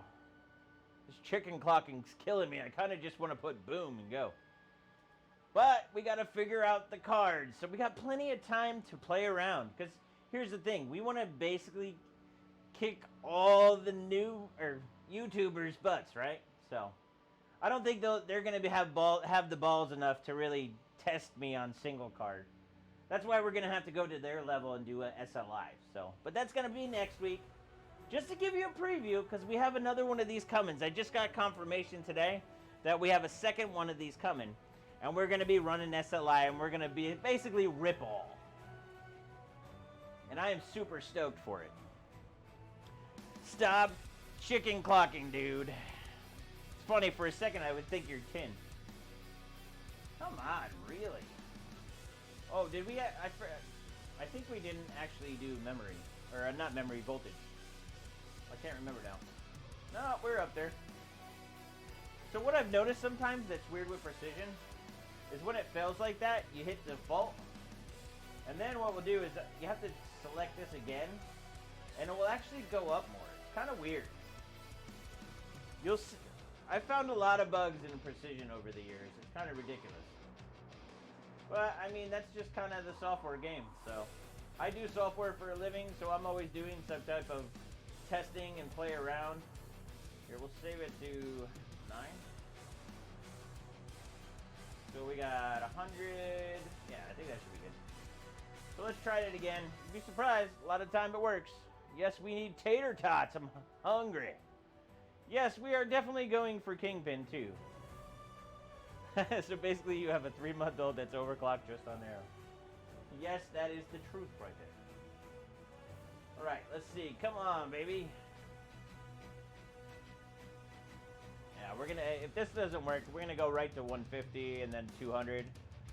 Yeah, Brad, ripple. Ripple. Yeah, I'm actually really curious. I haven't run SLI probably since 1080 Ti KP. And if you guys have been following me since then, I've been benching for years. I think the last SLI setup I did was 1080 Ti Kingpins, and I think I did Vantage world record. So basically I had a 50, or the 16 core Skylake X299 with 2 KPs at 2,500 each. Man, that's a hell of a run right there. 3 pots, liquid nitrogen. When you take world records like that, it's pretty crazy. I know, you guys keep on complaining about the volume. I'll just talk louder. Is that better? Let's see. Kingpin is killing it at 17,141, and he probably has some higher scores. Of course he does. If you work for a manufacturer, you get as many cards as you want to test. That's kind of the whole gist of working for a manufacturer, right? So, that's pretty good. Now, realistically, it's hard to compete with that. There's no way that I can go through 100 cards and find all the best ones and to try to beat Vince, right? So it's tough. Well, you never know. I've been able to beat a lot of people. I've been able to beat everybody before. It's not my first time. So, I don't know. I think it's going to be fun and interesting. We're going to basically stream a lot of this stuff. So you guys are going to get to see exactly what it takes to overclock the hell out of everything. And I'll show you the insider tips of what I do all the time. So, and a lot of that has not been documented before, on at least what I do. So I've done e-powers, I've done mods on cards. We're going to mod the hell out of this card. So it all depends to see what it works, man. We're going to just hack up, basically go through it and hack it all up and try to get it to work. And then we might end up killing it. We might end up messing up a controller, and then we might e-power it. I don't know. Who knows where it's going to go? All I know is I'm going to be playing with this thing every day. Sounds terrible, isn't it? Yes, the sound is slacking. So the pumps I'm using, these are Thermaltake pumps, pretty much D5s on the bottom with the big... It's nice to see... Did that fail or did that go through? Okay, so it did finish. Nice. So if you notice what I changed, I didn't change anything. I basically set the default and then set it up. For some reason, I think there's an issue in precision with this driver. Because I actually saw this with at Gamers Nexus. So we actually beat our score. So this is technically the highest Port Royal score I've ever gotten. So the goal will be to get over 17K. I know, shit, with what basically with Vince is going to end up giving me a card anyway. So we're going to end up basically raping and pillaging the scores anyway. But it's a lot harder to do it with these cards. So I like a good challenge. And that's pretty much what we're going to end up doing. So yeah, we got 14,089, and you were wrong on the 16 points. So, 1489 is pretty good. So now let's push the memory up a little bit more. I feel like we're just going to go right to 200. Not too much chicken clocking, but enough chicken clocking. Alright, so went there. Try it again. Now remember, if you guys are watching, make sure you pay attention to the frames. A lot of the times we don't really bench like this when we're really going for scores. We're not really testing every 100 megahertz when you're on liquid nitrogen. Because what happens is the liquid nitrogen throws a whole different dynamic in there that basically causes a bunch of issues. You never know. You'll have the weirdest issues you'll ever see. You got to become a crazy troubleshooter to be able to do this stuff on liquid nitrogen. It's not where you guys think where you just put liquid nitrogen on and it just magically goes and works, right? That's not what it's about. Only noobs basically say that. Well, if you get it colder, you're gonna get it. Yeah, no. Not how it works. If it worked that way, I would never be in the lead, right? Oh, let's see. Do you have Precision 107? No, I don't know, actually. I'm gonna have to play around. Oh, man, my mouse.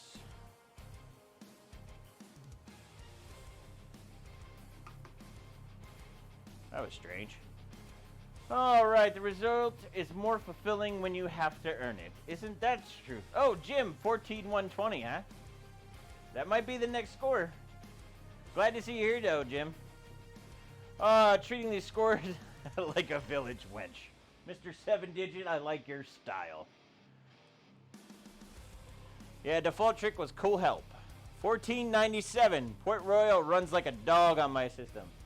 Yeah, it's because it's GPU bound. If you do not have a good, badass GPU, your Port Royal is going to suck. You need hella patience the colder you go. Exactly. GTI Jason knows.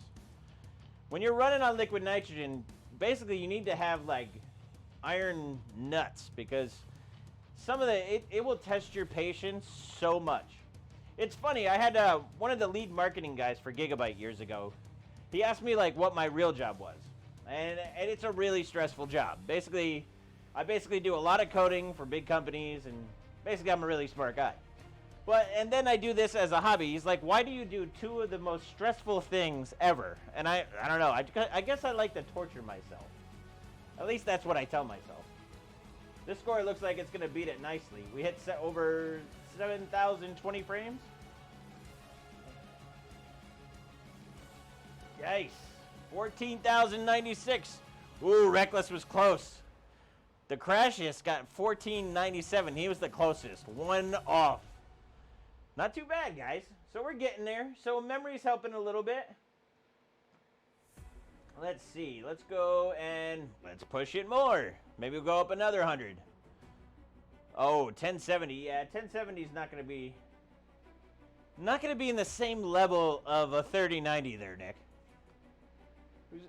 Don't get me wrong, though. A 1070 is actually a baller card, though. For the price, like, you cannot beat that card for how cheap it is. And they're very reliable. I've had a bunch of 1070s. I actually still have a bunch of 1070s. I might just give them away. Give them to you guys for being such great slackers. Alright, so let's bump up to 300. I'm really curious because I really don't know these cards that well. So I'm really interested to see like what determines a good card. So one of the cool things is, so since I'm going to have another card, right? I'll be able to compare this card with that card and then kind of see like what is a good card. The only way to really do that is to test a bunch of cards. That's what we call binning, right? Binning is basically, it comes from the term where you'd have different bins, so you'd go through each bin to check to see how good they are. Well, as an overclocker, that's what we do. We basically go through and try to find the best cards. And to be honest, it's very difficult with GPUs because GPUs are expensive. Like this card, to get this card, it's like $2,500 if you want to buy on like eBay, you know? Because a lot of the cards, you're going to have to be F5 in all the time, stuff like that. So to get multiple ones of these cards is almost impossible, right?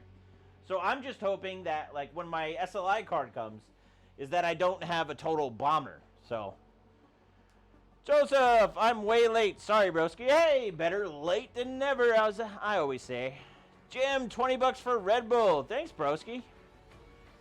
We all need that. I might actually run into the other room real quick and grab another Red Bull. Because I'm having so much fun, and we could probably do this for a lot longer. Because I am not tired. I want another Red Bull. I want to roll. At least 14106 to get into the first 100 of Port Royal. Yeah, it's kind of funny. So, I was legit the first person to hit 14,000 in Port Royal, right? For single card. It's amazing now that that same score is pretty much shit. That's what happens with card generations, though. That's just how it is. There's nothing you can fight about that. Records are made to be broken. Oh, Kingpin just makes the best card out of the best parts. Dude, hey, you can't argue with Vince, man. Vince is damn good at what he does. I mean, it would be nice to have that same satisfaction, but then I'd have to go move to Taiwan. I mean, don't get me wrong, I love Taiwan. But I don't know if they could pay me enough to work with these manufacturers. So, I like doing this stuff for you guys. This is basically what I do. I do this to everything I own, though. Which you guys don't really... You guys have only seen one dynamic of me. I literally do this same stuff with cars, motorcycles, golf carts, electric skateboards, electric bikes. I pretty much soup up everything I have. It's just kind of in my nature. Basically, I overclock everything. And I legit overclock everything. It's kind of funny. So, PC stuff is just one part of the dynamic. And it's one of my most fun, to be honest. Since I've been doing this stuff for like 20 years. It's hard to say that. It shows me my age. Says, hell yeah, brother. Grats on the sweet milestone with GN earlier. Yeah, it was kind of funny. I loved when people were saying, oh, they beat your score, and oh man, who got 14? Did someone get 14,120? Nick was close with 140. Reckless, not too bad. You're a little off. But it's pretty damn good. Says, yeah, I mess with the cheaper stuff. I can't afford the expensive stuff. Yeah, well, hey, if you can mess with the cheaper stuff, that's always good too, man. That's how you start out. Do you think I did all these e-powered on cards, like the most expensive cards? I started out with like cheaper cards. You can buy cards on eBay. What's nice now, like if you want to get into overclocking, you can basically go on eBay, buy like 10 1070s for relatively cheap. For like, say, you could probably buy like 50 of them for the price of this card. Go through them, you find the best ones, you mod them, understand the card, find out like volt mods for memory, for GPU, find the power mods, solder the hell out of them. If you kill them, who cares, right? You can do another one. And then when you get good at it, start playing with the big stuff. Play with the big boys, if you know what I'm saying. Alright, so 14120 is pretty solid. So what did that give us? 96, so that was about, what, 24 points better? So it's about 24 points for 100 megahertz on memory, right? So we're going to jump up to 400. I didn't really check out the temps, so let's look at the temps a little bit. GPU temp is still... It's actually lower. Interesting. No, 59C. So GPU temp is still in line. Which is normal, because we haven't bumped up the clocks on GPU yet, so let's try it again. Or, oh, 14120. Oh, Jim got 14120. Go, Jim. Jim's always pretty much, I think, pretty much on every stream, so I'm glad he got it.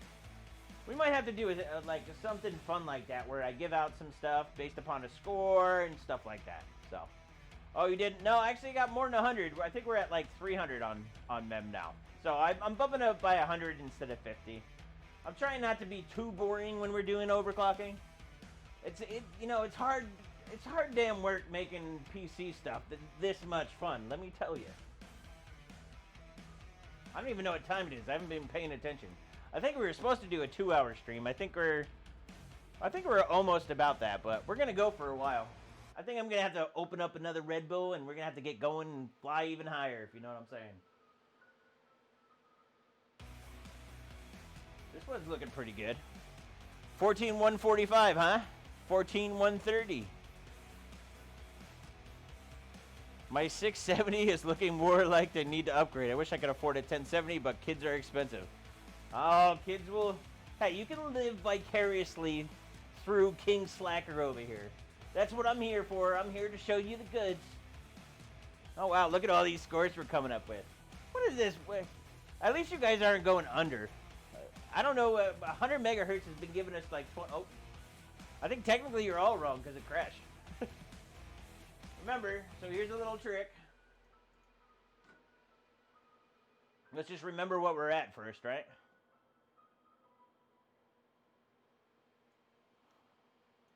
We're at 110 minutes already. Hey, I feel like we're just getting started, right? So, okay, we're at 400 here. 107. So what we're going to do is I'm going to set it back to default. Going to go back up to 400. Try it again. We're going to move the voltage up. This voltage thing works.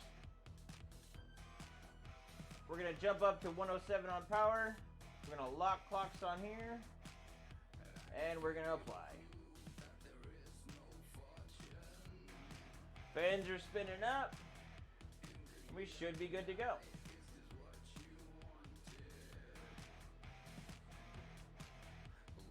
One of these things that I'm known for, just basically even in work and all this type of stuff, is like I never give up. So when I want to do something, I make sure I do it. So if it takes me 2 years to do it, I will do it. And that comes with overclocking too. Overclocking will test your patience probably more than anything. Especially with liquid, when you add liquid nitrogen to the mix. It really is a whole different dynamic. It really messes up, can mess up a bunch of stuff. Joseph, Geisner, hella jealous, still rocking an RX 590. I don't think I ever tested an RX 590, to be honest. Only 580s. 14139, 14148. I don't know. I'm thinking I'm with Willie on this one. Willie V, 14148. Reckless 2, 150. I don't know. Could be wrong. Could be the crashes, 139. It's funny how it crashes at the same clocks, but all I did is hit default and then go back. Quite amazing what you learn.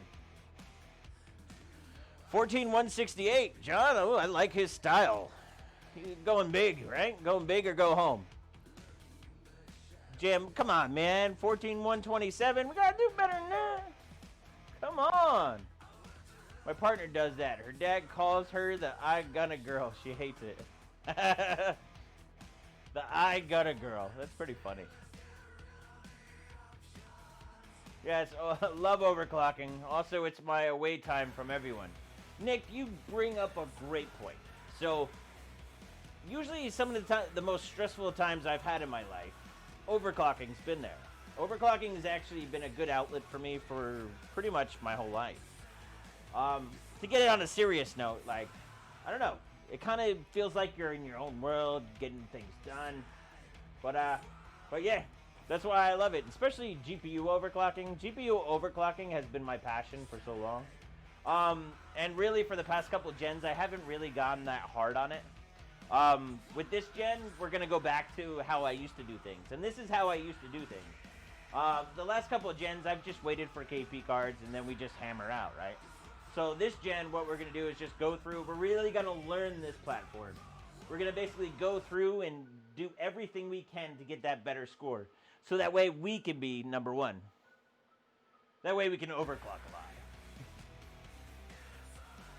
Ooh, I don't know about this one. This one might be just a little bit or around the same. If you look at that frames, it was pretty close. Oh, look at that. 14098. So we went down, which happened. Let's try running it again. Sometimes you'll see, there, you know what? Look, I'm just gonna grab another Red Bull real quick and run to the bathroom. So guys, I'm not done with the stream yet. I'll be back in like a couple minutes.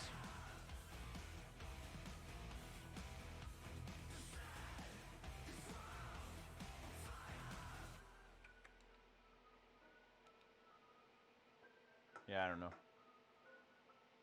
Can you guys hear me right now? Is the audio working?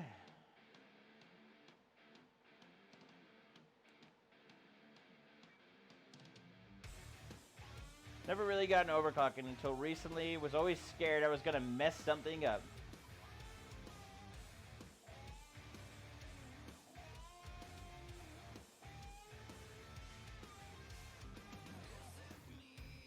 funny. I don't know how to mute these. Oh, well, I don't want to mess too much stuff up. All right. Let me just check something. I want to make sure my audio is still working. I guess, I don't know if you guys... Oh, I hate when I do that. That was my bad. I touched the mouse. You don't touch a mouse during the benchmark. That's the rule. Yes, I know it's low. You guys just want to tell me that. Okay, I can still hear. So I'm going to mute this real quick. I'll be right back.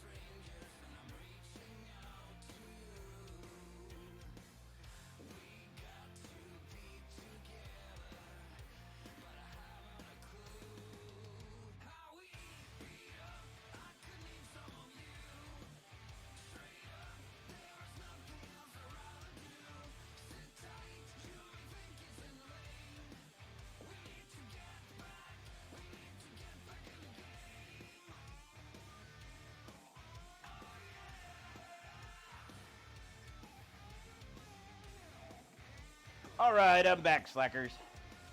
Alright, so I'm going to mess with this just a tiny bit.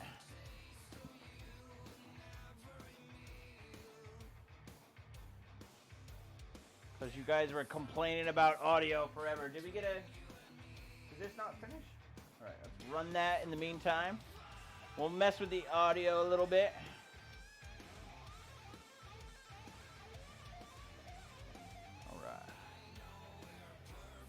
Alright, does that make a difference at all? Is that better? I don't want you slackers complaining too much. Effing chat for that toilet. I thought I actually clicked the button before I ran it. What are you gonna do? Just low-hanging fruit, nobody benches older stuff anymore? That's the best way to get into things, is basically use the old stuff. Not everybody has the cojones like this guy to basically take a $2,000 card and rip it apart. Just saying. Well, I just raised the audio up just a tiny bit. So, I basically, if you guys have been on the stream before, I've changed a lot of stuff in the setup. So, that's why the audio is a little bit, audio is too loud now. You guys are killing me. Let's see. Yeah, the audio is not too loud. You guys suck. You guys are funny. You did, but it crashed. Oh, so it did crash before.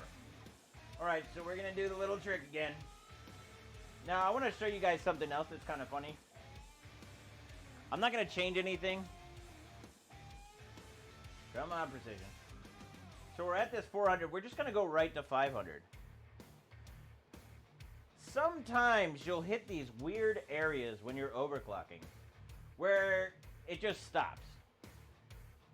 Now, when it just stops, that doesn't mean you don't try higher, right? You gotta try higher. Well, I raised the audio a little bit. Just a tiny bit.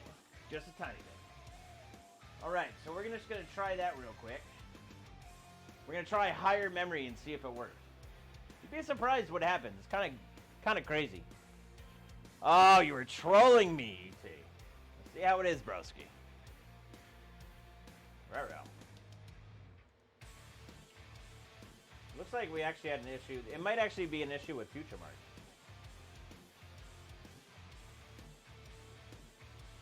So let's try this again. Remember, we bumped up memory from 500 to 400. Only Intel users complain about sound. Now that's trolling. Says new PX1 may work better with the 3000 series. Yeah, PX1 used to work really good in Maxwell. Pascal, it was kind of a pain. If you had the right one, you had the...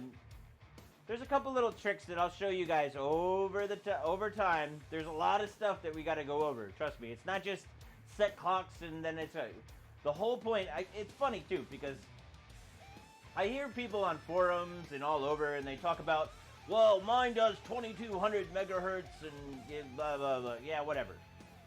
It's not about how much megahertz you're getting, it's your efficiency. One of the things, if you noticed on my world record score with Gamers Nexus, is the score that we got for the clocks we had. We called that efficiency.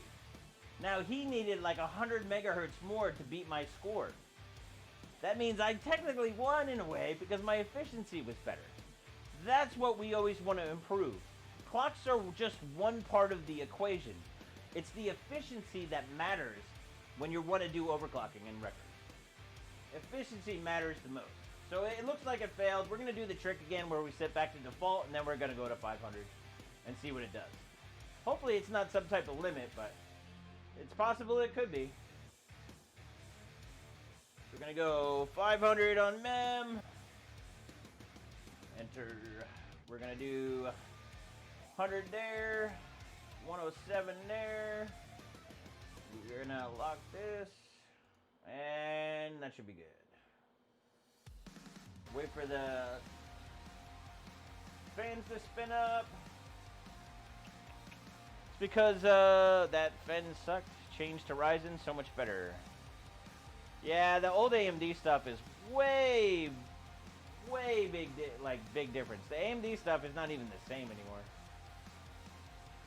It's actually good to see Ryzen back. I'm curious to see what Intel comes out with next.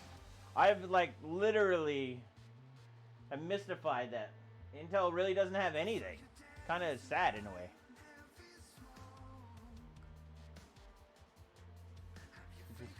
I've seen some high scores with lower clocks. Yeah, to be honest, if you have two scores that are very similar, and say the guy's beating you by 2 points, and his clocks are way higher, to me, you win, because you got better efficiency at lower clocks than somebody needed. They needed that extra megahertz. That means yours was solid. In my book, you win. It's amazing how that works, but that's just basically my biggest gripe when I see forums and stuff like that. I remember with Maxwell, for instance, if you got to 1600 on air, everybody just, 1600. The funny part is I beat everybody with 1400. So, I mean, that's just what it is. Says Intel has been stuck in the mud for years, but they have done decently well with clocks. Well, the reason why Intel did so well is because AMD was doing so bad. Now that I think AMD basically caught Intel with their pants down. And they weren't ready for it, and that's a shame because they should have been ready for it. I don't know, it looks like 500 might be a limit on this card. Which is kind of lame, actually. So let's see. Could just be a bad delta. Looks like my boy's crying like crazy.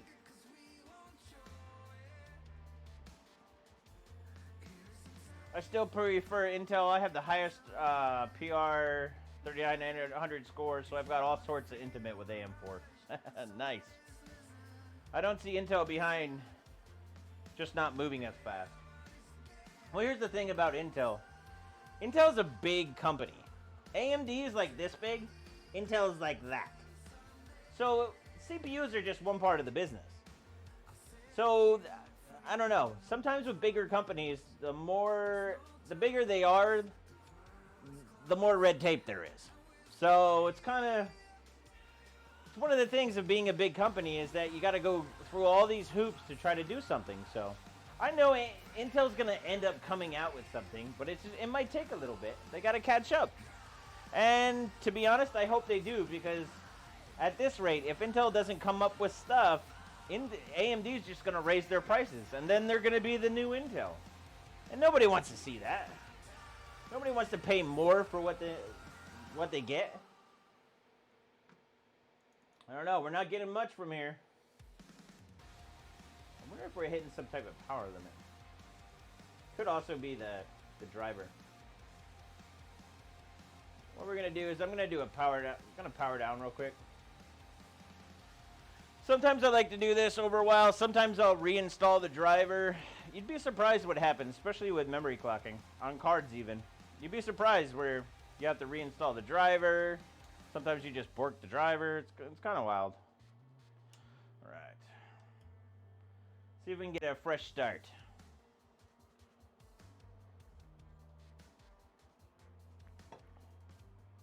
Says, once Intel sort or partner with someone with a better nanometer, they'll go really well.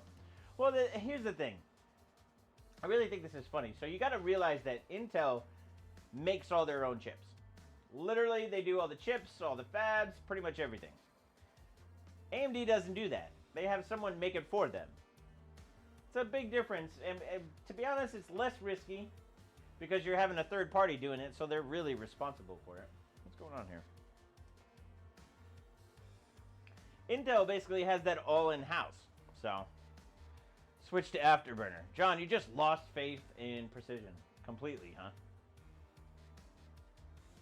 To be honest, it's actually kind of getting hot in here, so we might have to start jamming some fans. We'll take one of these EK Vardar fans. I don't know, let's actually try this little pin header. Because this is pretty interesting, this gen, that they have these. Where they're, I wouldn't say this is the only card that has this, where it has the, wait.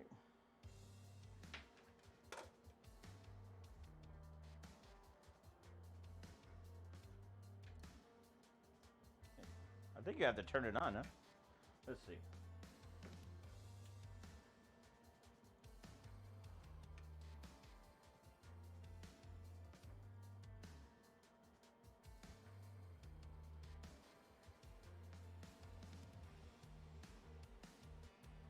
I don't know, that's kind of weak sauce. We'll have to play around with that. For now, we're just going to use a header on here. If I can find one. It's the only thing that sucks about having massive hands. Things that are small don't work out.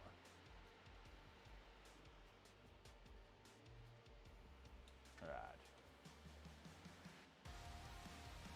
Get some more air in there, huh? Alright, so let's push it up a little bit.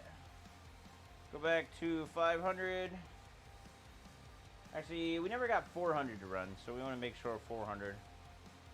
And 107, all fans are good. Everything's applied. See, what's OSD at? Oh, not OSD.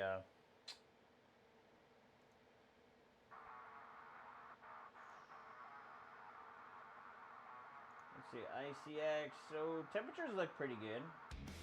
VRM looks a little, looks pretty nice. Let's see. Alright, let's see if this runs. Alright. Okay, you had enough. Never have enough. It says they have a potential to rocket in Q1 on single-threaded, although they are rumored to go back to only 8 cores on mainstream. I don't know. It's going to be interesting with what Intel comes up with. Because right now, AMD announcing that, what is that, 5950 now? That's a... Whew. I'm really interested to test that damn card. Or the damn chip. I really think 5 gigahertz is going to be quicker or more possible than we think. So, pretty interesting. Dun, dun, dun. Looking at getting a new case, huh? I don't know. I'm kind of an open case type of guy. Like, I like the open bench test setup. Even on my regular machines. I'm finally going to be able to finish my, what's it called? My EK build. I got all the parts in for it, so we're going to end up having to stream that too, but right now it's about the 3090 and the Nvidia stuff. So we're going to be doing lots of stuff, so make sure you like and subscribe. I say we only have 269 likes. We need to push that a little bit further. So make sure you like, make sure you subscribe. Also, make sure you check out the links. The links help a lot. They help support the channel. Anything that helps support the channel and grow bigger is pretty awesome in my book. I hopefully one day help support the dream, because I'd rather do this than my real job, you know? Because I actually enjoy this for a living. Sometimes when you get work and do work, it's kind of on the time, so. I'm ready to just do this full time. But we'll get there one day. One day. It says, are you using the Apex board? I wonder how the new dartboard is. So, yes, I'm using the Asus Apex. The Z490. So the dark is probably in the same around the same zone. I've heard really good things about the dark, but I don't have a dartboard, so it's kind of hard to show you the dartboard if you don't have one. So yes, it's definitely a good board. I had personally haven't got a chance to play with it, so I can't really tell you too much about it. So I'm not cool. IOC only on airflow. Well, you're slacking, broski. You need to get some water cooling stuff going. To be honest, every GPU should be water cooled. To be honest, I feel like air cooling just doesn't do it justice. I feel like they should all be water cooling. To be honest, they run way better on water than they do on air. So it really, just run it underwater. What are we talking about over here? What internet speed are you guys getting over there in the States? I don't even remember. I just want to make sure it works. I'm more worried about it not dropping out. Over the past couple of weeks, I've had a lot of issues. It's one of the reasons why I haven't streamed so much. We had some power issues here. So it finally gave away, and we lost power pretty much all day one day. So, but that looks to be done with. I don't know, we're not getting much out of memory here. Might be Dunsky when it comes to memory, so.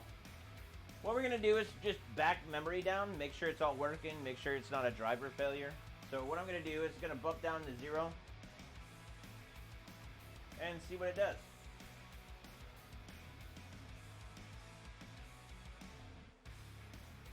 The reason why I set it back to 0 is because we're having issues, right?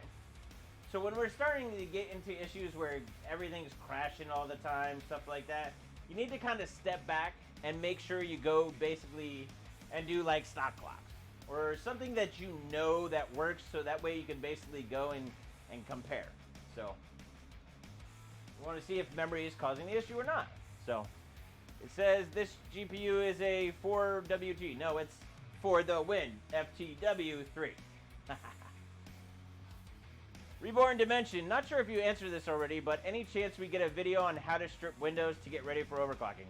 I know, I've been slacking on that for so long.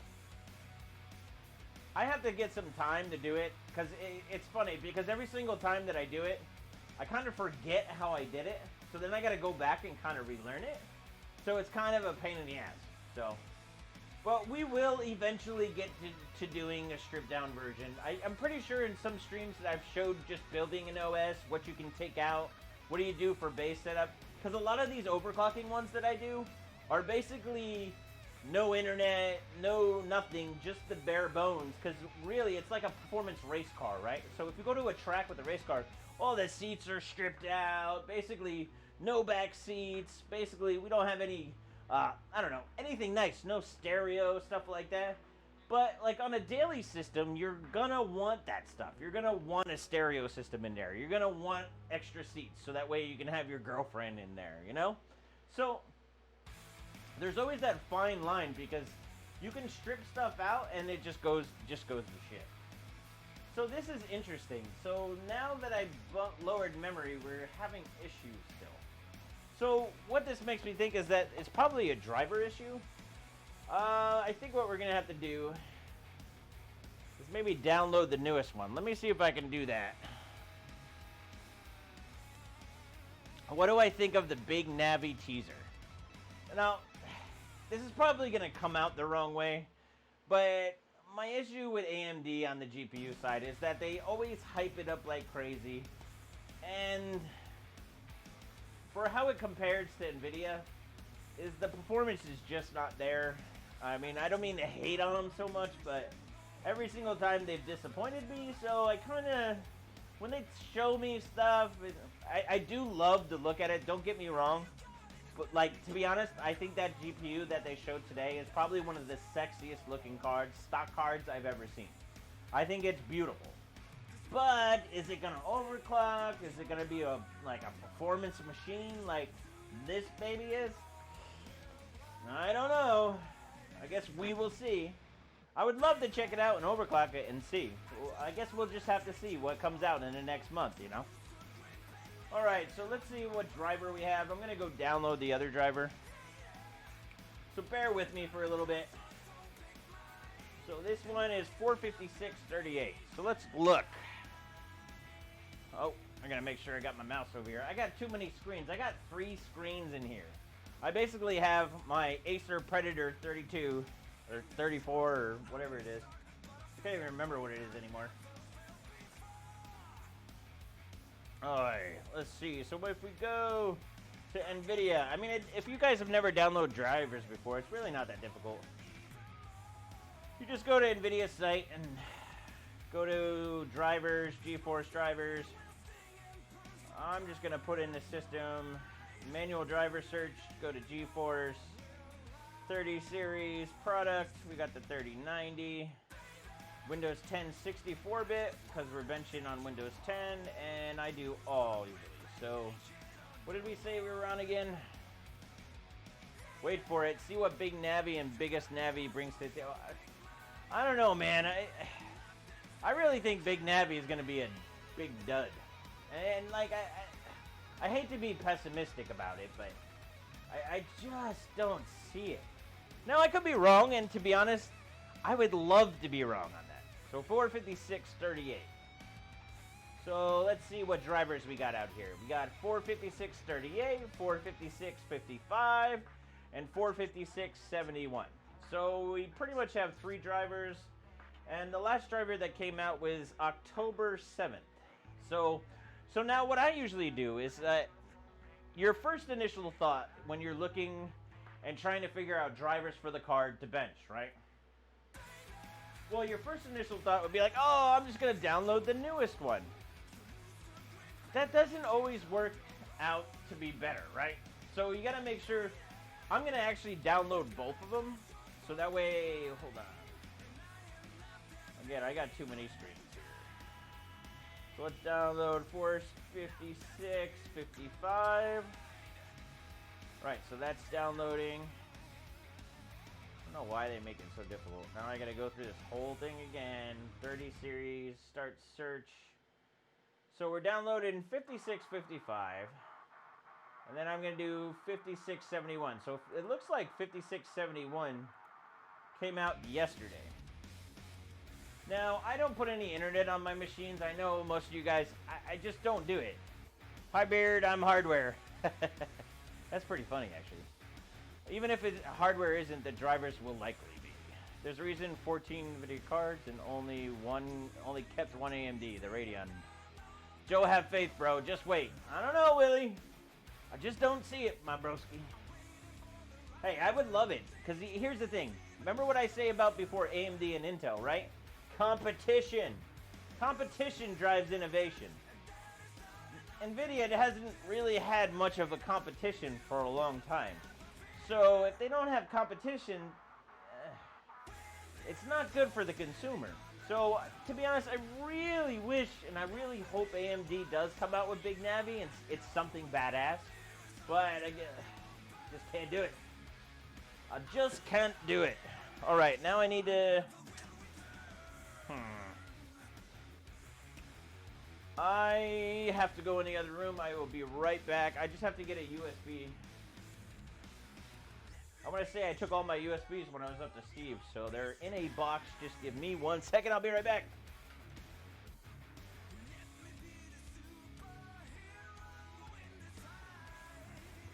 All right. Yeah. All right, let's see.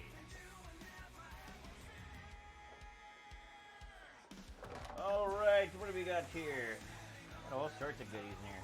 All right, so there's a USB. Let's see, did it download both? Put both drivers on there.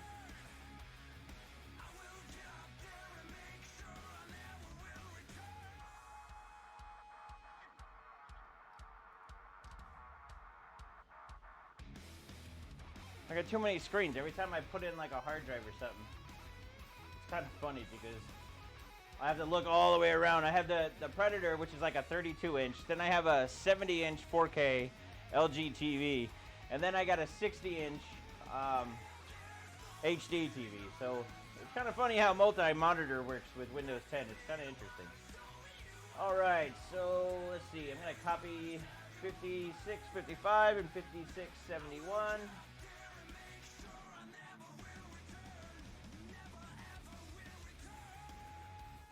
It's going to take a little bit to copy. Make make sure there's not an issue.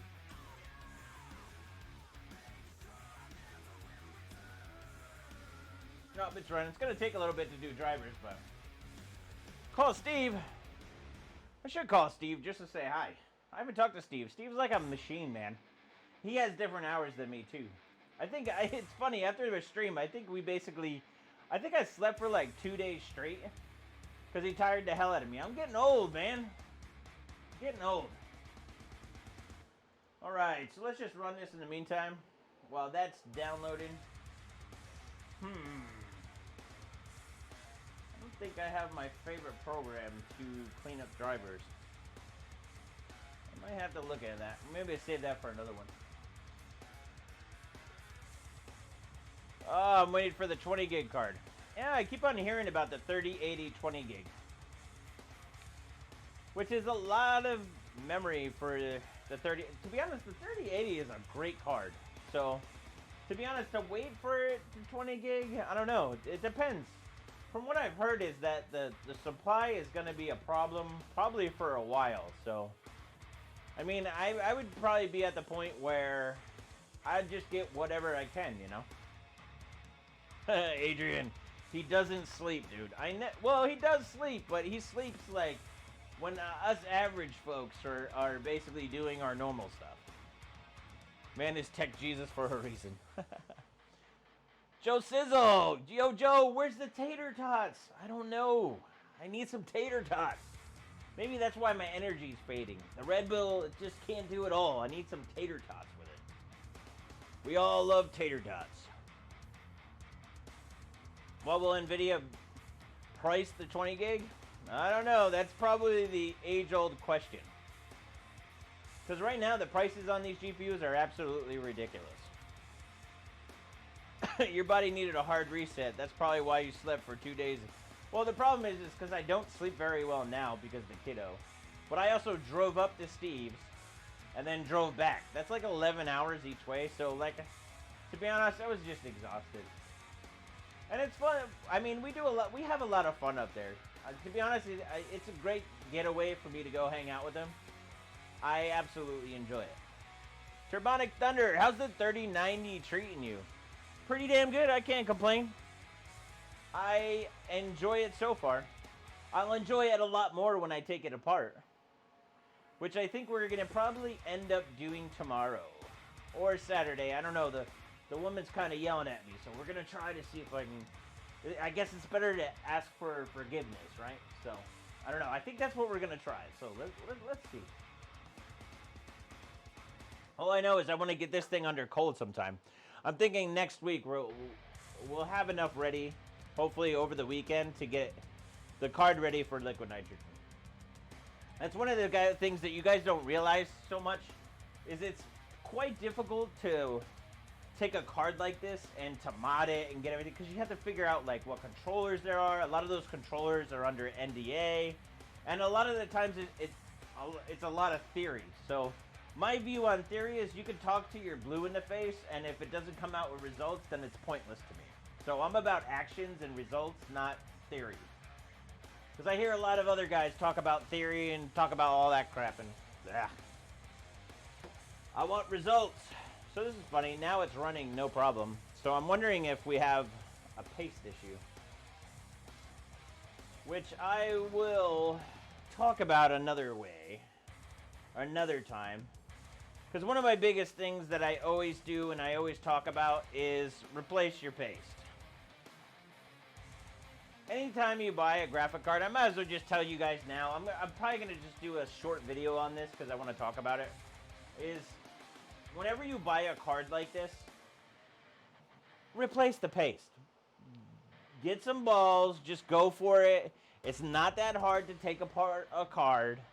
Just go in there, get a good paste like Kingpin, KPX, the blue stuff. Get that paste. It's in the links below for Newegg. Get that paste, and you'll see some overclocking performance just from that.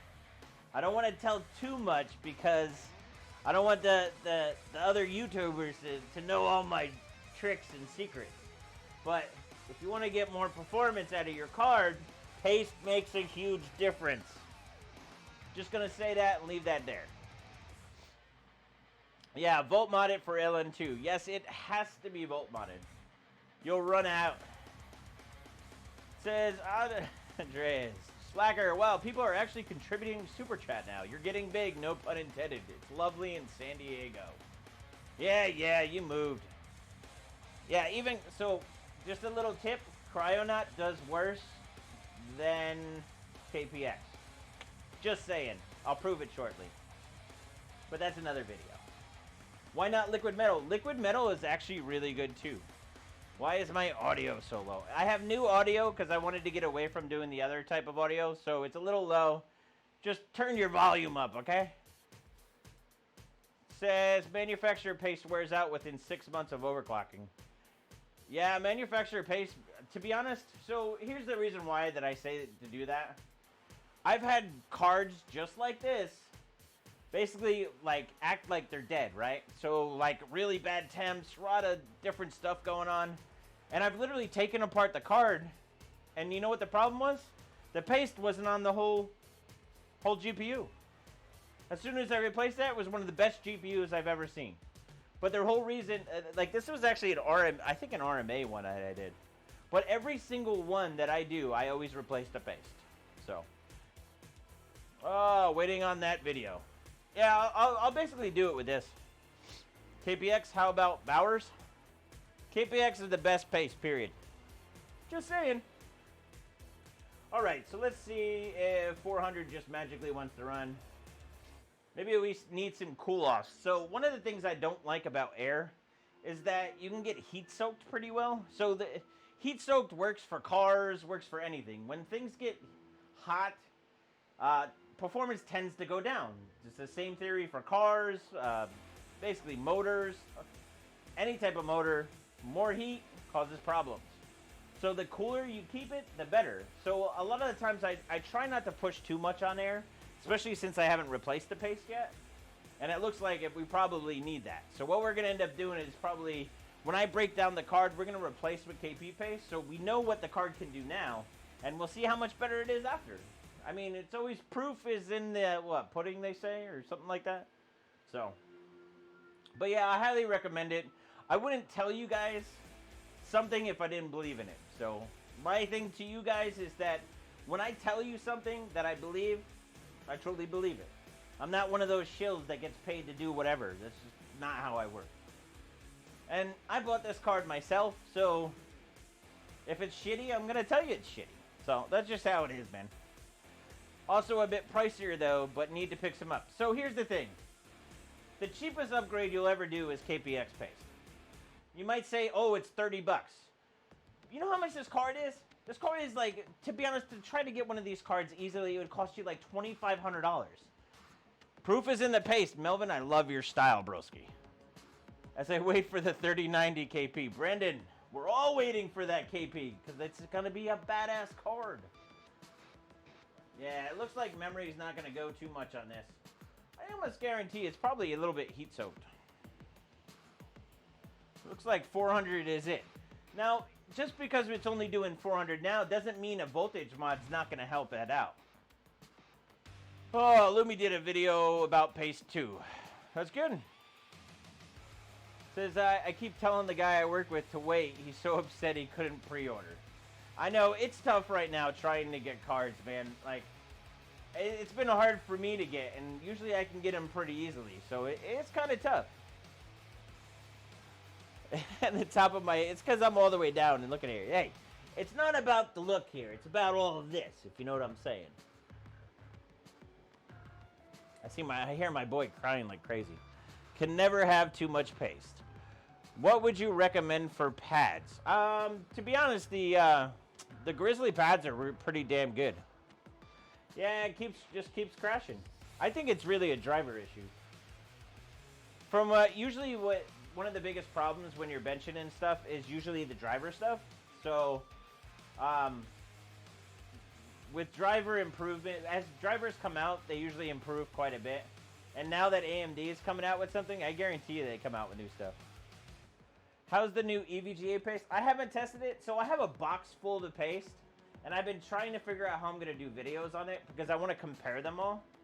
I literally have all those pastes, so we're going to have to do that at some point or another. Still failing. Let me try one thing real quick. So a lot of the times when I get into failures and stuff, there's a couple things that I'll do too. Is I'll disable the driver and I'll re-enable it. Sometimes that helps. There's always a bunch of little tricks that you can try. I highly recommend trying a bunch of different things. All right. Usually when you reset the driver though, it's going to reset precision. Just keep that as a note. Can reset the fan now. No, reset this. 100. Come on, I want to get a run for this.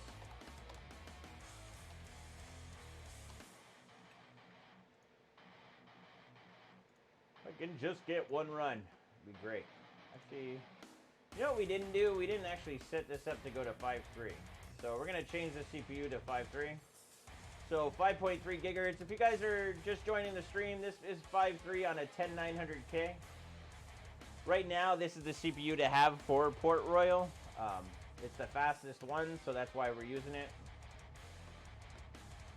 We're not hating on AMD or anything. It's just AMD actually scores pretty shitty in this benchmark, so it kind of sucks.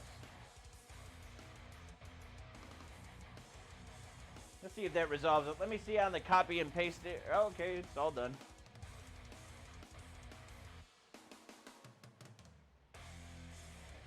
All right, so we got the USB going. Let's see if this one runs. To be honest, I'm not really a fan of DDU.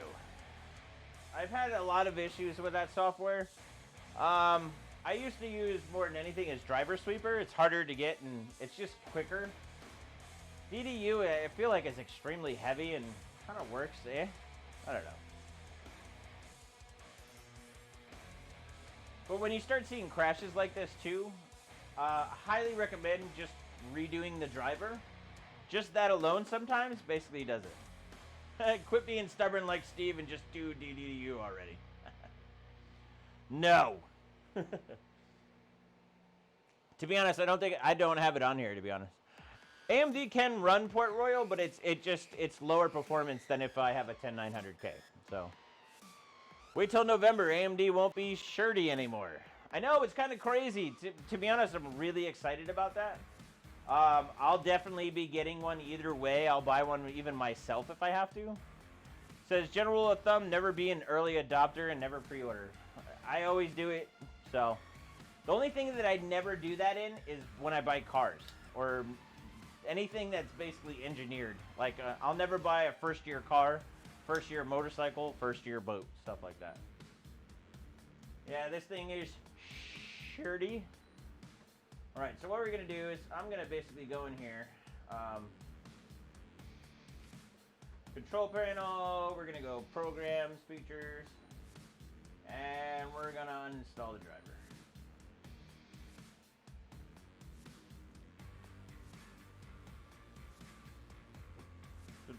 How much are you selling your 1070 Ti if you sell it?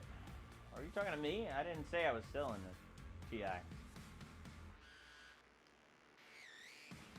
You guys really love DDU, right? I'm just curious why Lisa Sue would show a benchmark of that new. Surely she didn't show her best card today. I don't know, she's probably trolling.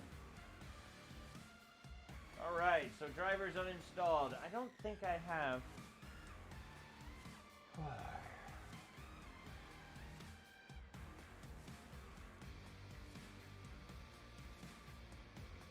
Let me just look for something. Software.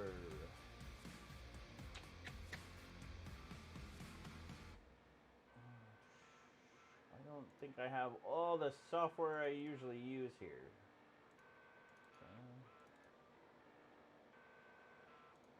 Nope. Actually, you can tell I do a lot of screenshots.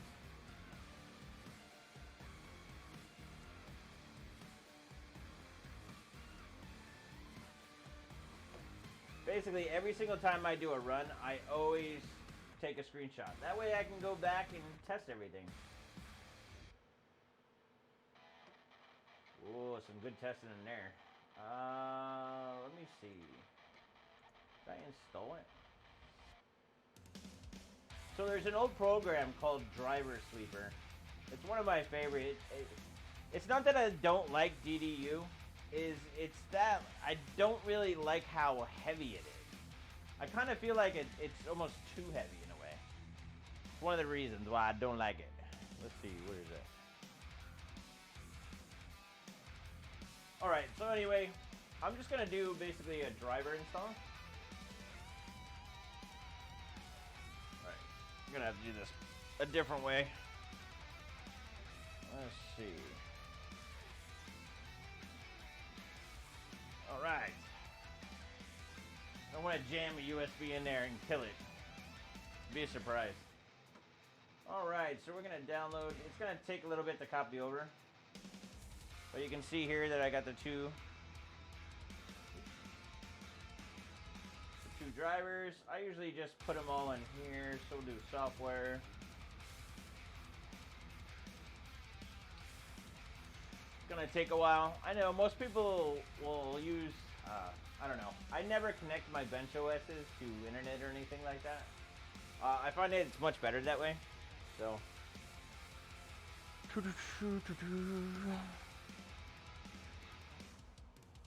Guys are being stingy with those likes. Hit the thumbs up! Yeah, if you're new here, make sure you like and subscribe. We're going to be doing lots of crazy stuff. If you want to see the hardcore stuff that we do from a pro bencher, we're going to be doing a lot. I'm already thinking about the setup of where we take apart this card. We're going to do either Friday or Saturday, so make sure you like and subscribe, and that way you won't miss it, because it's going to be good. I'm going to set up my microscope, the one you saw on the Gamers Nexus stream, so that way we can go over, see the controllers, kind of go through all this stuff. So, does the color of thermal paste have any influence on the temperature? I don't know, you're going to have to ask Vince on that. But the blue stuff does work extremely well. Says, same is true today. Win 10 pre-release was the fastest OS I've ever used. Well, server OSs are good too, if you have an opportunity to check it out. Alright, so I'm just going to go with 55 this time. I'm not going to run DDU right now. I just want to see if it works. I know you guys are going to be like, no, I just don't want to download it and do it. So, just admit you don't know how to use DDU. You guys are killing me. Yes, I know how to use DDU. I just don't like it. I don't know. Maybe I'll change my mind. I'll play with it and see if I like it. But I highly recommend you use some type of uninstaller. Even when you do a regular driver, if you're a noob and you're afraid to do it, you can actually go in here. It's going to make me restart first, so let's restart.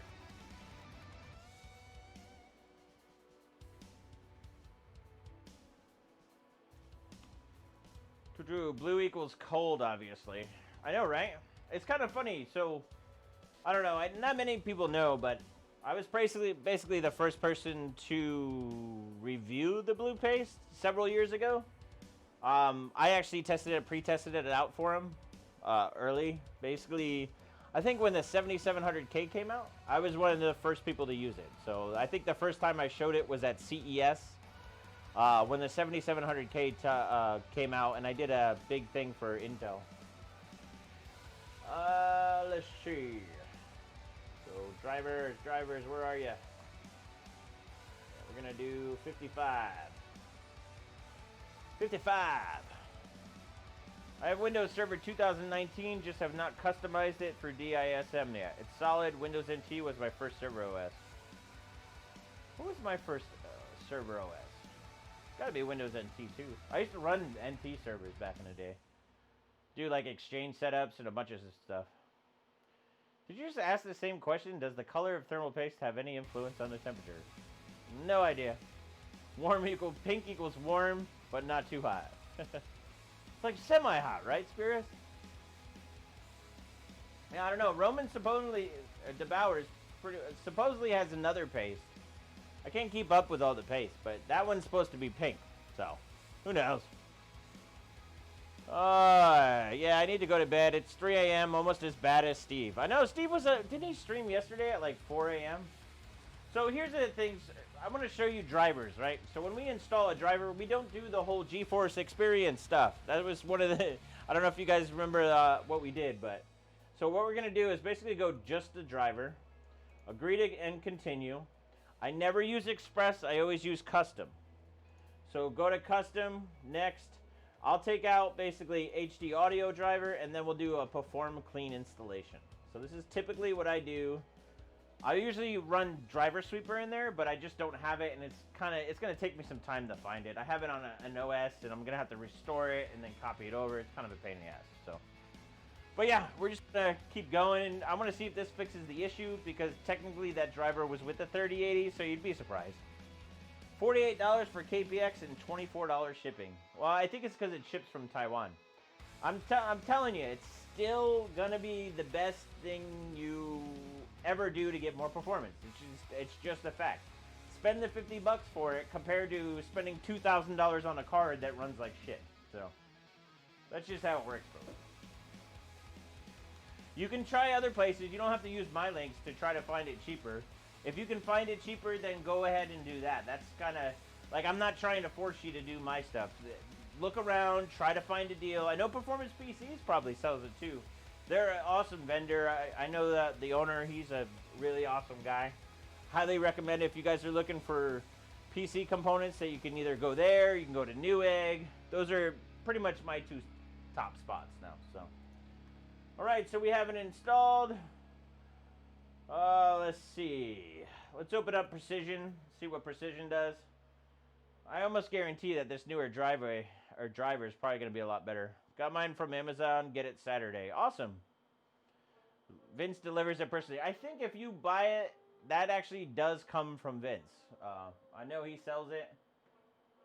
I highly recommend supporting him too. He's a good guy. He's one of my good friends, so I always try to back up my friends as much as possible. I like Roman too, don't get me wrong. It says DDU in Windows Safe Mode for the win. Yep, you really should run in safe mode, but I've actually found that Driver Sweeper doesn't need to run in safe mode, so that's why I use it. So, and it works better than DDU. Just saying. Alright, we're going to jump right to 400. I just want to see if it's going to do it in here. With the new driver. You'd be surprised. I think people were telling me what? The newer driver actually didn't clock as high, boost as high? I don't remember. I heard all this stuff about caps and everything is kind of ridiculous, to be honest. It's kind of funny. Looking for some pads too. Never replaced mine. I think I have... Hold on, let me see. I have so much stuff, guys. It's kind of crazy. I want to say Grizzly thermal pads. I really do like his. I know Performance PCs carries a lot of the thermal pads and stuff like that. But these are actually pretty good too. The Minus Pad 8 from Thermal Grizzly, they're pretty good. Highly recommend them. I've used them on boards and stuff, and they work really good.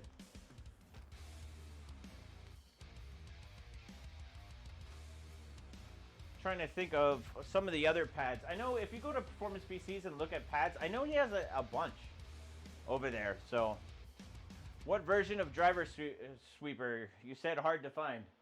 Well, I don't remember what version I have. That's why, like, I just know that I have it at a certain spot and I've used it for years. So, why is the core clock down to 210? Oh, that's because of GPU boost.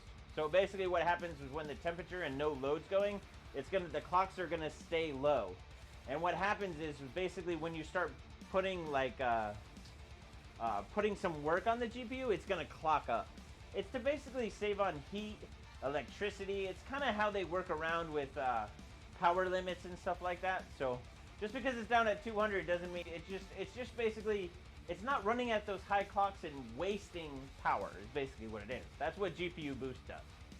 I used to use Driver Sweeper way back. Are they still around? I don't know. I use it all the time still, so I haven't really seen a need to use DDU. That's only the reason why I don't use it. So, says, to be honest, pads that seems wrong wouldn't be better if the chips touch the cooler.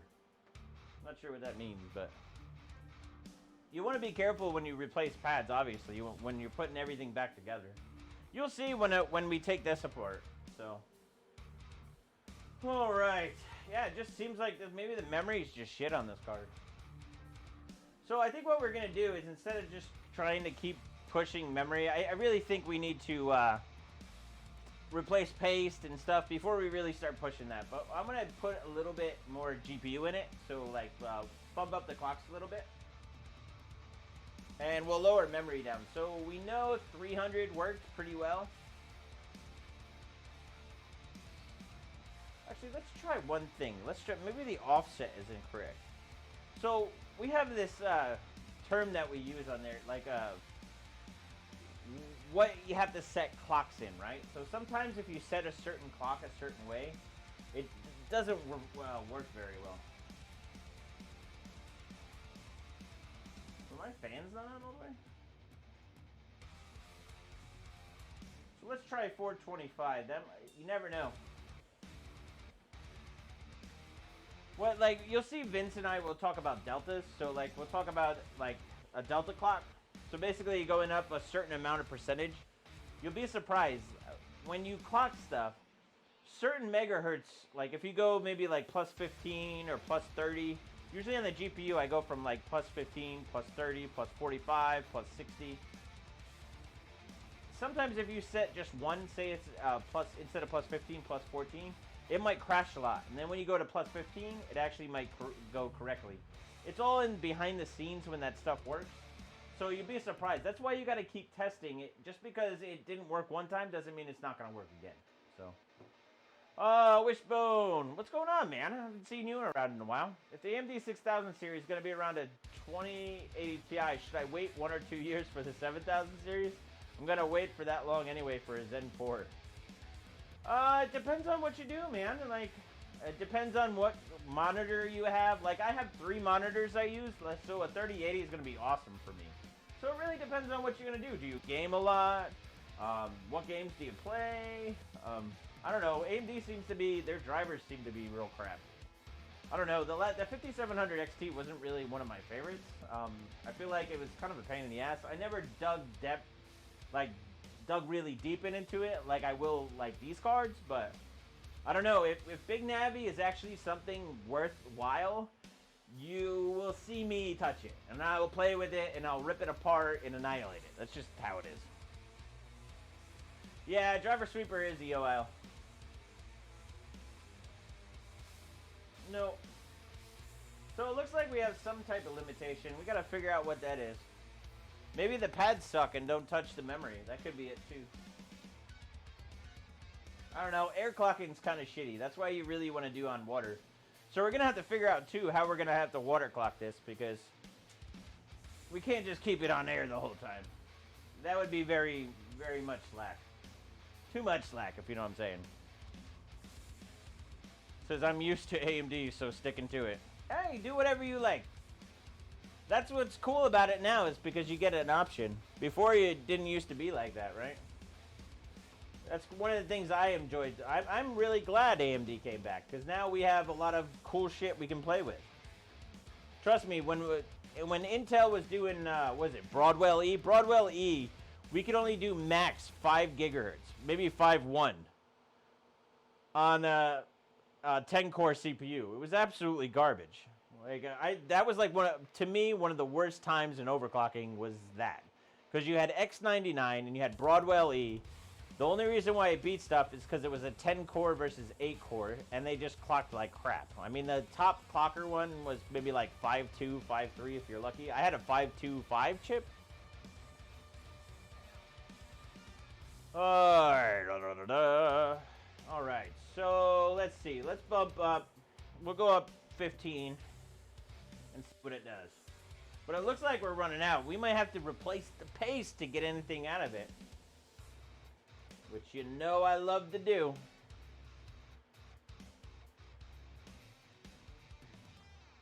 Yeah, I'm curious. But before it was like that? I don't even know what that means.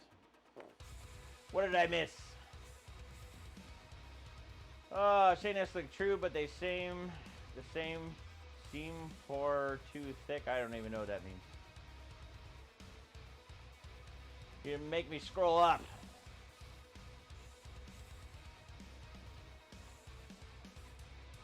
I'm curious to see how much the temperature rises because of this too. So far it looks like memory's kind of crap on this card, which is kind of lame. It looks like it's failing all around. Not sure. What is going on?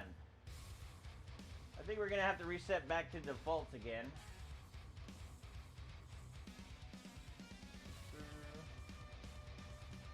Alright, let's go default. Bump voltage. 107. Fans. And we'll do 15 on core. Yeah, I have a feeling that maybe what's killing us on memory clocking right now is most likely the power limit. If GPU-Z wasn't screwing everything up, we'd probably have a good idea. We might have to try that real quick, but a lot of the times what happens, especially with when you're overclocking stuff, when you get to a certain point, because it hits that power divider, basically where that power limit is, when it hits that power limit, sometimes it's just nasty. It just doesn't like it, and it will basically just kill it. So I think what we're gonna have to do is I'm gonna see if I can try to find a BIOS, maybe try a couple different BIOSes on it. I don't know. I'm gonna have to look around, spend some time tonight going through and seeing what BIOSes are available. Take out the RGB. It's always the RGB stuff. Oh, talking about thermal pads for VM. Thanks, Shane, for filling me in, broski.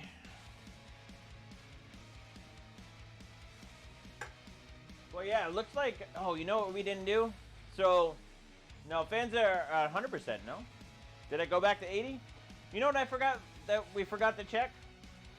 Was basically... Remember, this is a dual BIOS card. I think we're on the stock BIOS. We're not actually on the other one, so... I don't know. We're going to have to play around.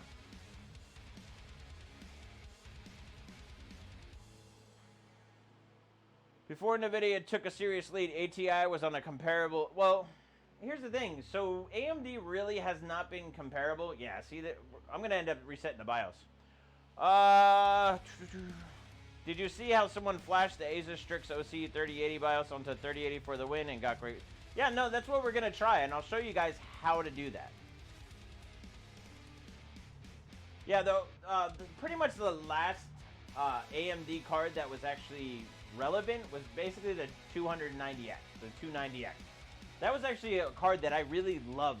That was the last time I actually loved an AMD GPU, was the 290X. Set a bunch of records on for single card. Set a world record on for Heaven for 4 cards, 4 290Xs. We did that at CES one year. I kept asking you that? Well, I don't know.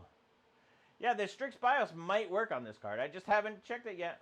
So, Jay credited 80% fan max as more stable than 100. I don't even know what the hell that means. I don't know why 80% would do it. Yes. The fan is the right way. All right. So, what we're going to do is, yes, we want to change the BIOS. So, which one is it on now?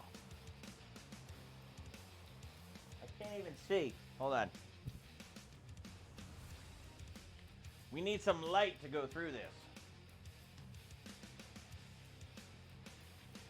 Yeah, so we're on normal. We need to go OC. So whenever you set the BIOS, so you can set it whenever you want. The problem is it's not going to be active until you power down. And not just a restart, you need to power down completely. So what I'm going to do is I'm just going to kill power altogether. I usually wait, depending on the PSU you're using, a lot of the times just wait till all the power goes out on the board itself. Because a lot of the times it can take a little bit before power actually drains from the caps. So it's completely out now. Now we're going to boot up again. So now we should have a higher power limit, I guess, from the OC BIOS. I don't know. This is the first time I've checked it, so we don't know. Because less voltage is drawn by fans leaving more 80% because Steve was hitting power limit. No, it could be that it affects power that bad. I don't know. Trying to say it. The Radeon 7 was underrated. It had, yeah, the problem is I feel like AMD kind of screwed the pooch on that one. I feel like they could have been done better if they did their drivers correctly. If they, I don't know, even setting voltage on it is just such a royal pain in the rear. All right, so what do we got here? So we still have the same 107. Let's pull the voltage up. And let's try, I just did 15, right? So let's try that. Let's see how that runs. It could be that just that BIOS is crap. You'd be surprised.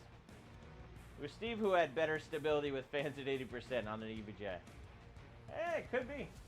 I don't know. That's what the whole point of this is to basically figure out what's going on. Because there's a lot of caveats with these cards, especially with newer generations. Things change every generation. Some like voltage, some like less voltage, some run cooler, some run hotter. I mean, there's so many different variables that you really just gotta test and test and test and test and test and test. Yeah, it could be basically that there's too much voltage going to the fan, but I don't know. I kind of highly doubt that. It really depends on how the sense is working, so it just reboots, huh? That was weird.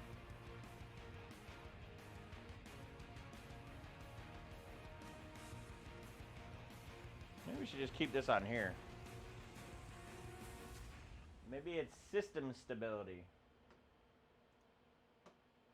It could be. So what I'm going to probably do next is I want to dial in these modules. So these are 8 gig sticks. So basically they're single-sided. The other sticks I have are 16 gig sticks. The new Trident Z Royals, the 16 gig sticks, are pretty badass. The 4 gig sticks are pretty awesome. So I'm hearing nothing but good things, and supposedly they like cold too. I want to do a liquid nitrogen memory stream sometime soon. It's not the easiest thing to do for streams, trust me. It's actually quite difficult, especially when you do liquid nitrogen. There's a couple of things that I bought that's new. Obviously, I got new sound. We got some new camera stuff. We got different music playing and doing a bunch of different stuff. I also picked up a dehumidifier. So one of the reasons why you haven't seen me stream so much is because we're rainy season here in Florida. So the rainy season here in Florida is absolutely ridiculous. It basically rained every night. We'd lose power because storms come through. But the humidity is like horrendous. Even the humidity in here will be up to like 60%, even with the AC running. So what I did is I ended up buying a dehumidifier for this whole room. So we're basically gonna try to keep that down, and then I'll probably do a stream. So I'm always doing something. I never really slack. So we're gonna be doing lots of cool stuff. So let's see. Let me try that 15 again.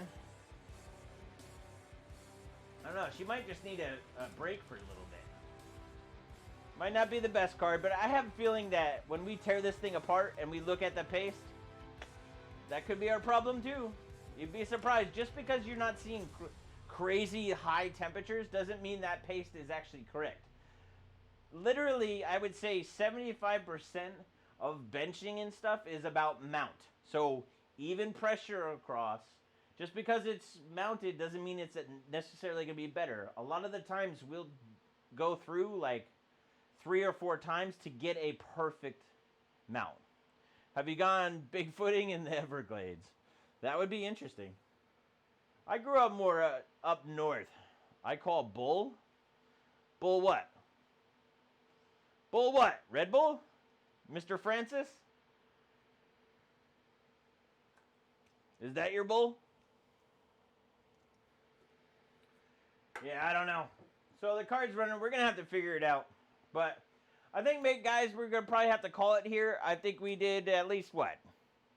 3 hours? We were only supposed to be 2 and doing 2. So here's what's going to go on. We're going to be doing this stuff for over the next couple days. We're going to be doing going strong. So I'm going to try to set it up a bunch of different ways. We're going to do a bunch of stuff.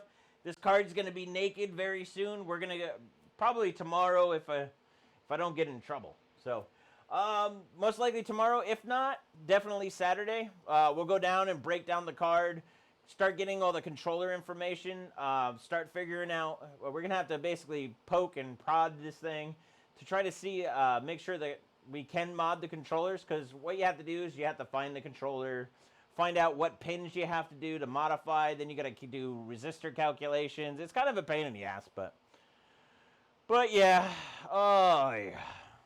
But yeah, so make sure you guys like and subscribe. Make sure you guys pay attention to what's going on. A lot of the times when the streams kick off, I can schedule streams again. It was kind of a weird issue that I had. Crappy YouTube error handling. But yeah, so I hope you guys enjoyed it, and I hope you learned a little bit. We're obviously going to go way more in depth. This is a good starter, if you ask me. So, but yeah, I hope you guys enjoyed it. Make sure you guys like and subscribe. It helps it out so more people can check out and enjoy the overclocking. So I hope you guys had a good time. And I'm just getting tired. I can see the Red Bull crashing now, if you know what I'm saying. So, but I love you, slackers. You guys are awesome. I'm going to go try to get some tater tots because I haven't really ate much all day. So, but yeah, I love you guys.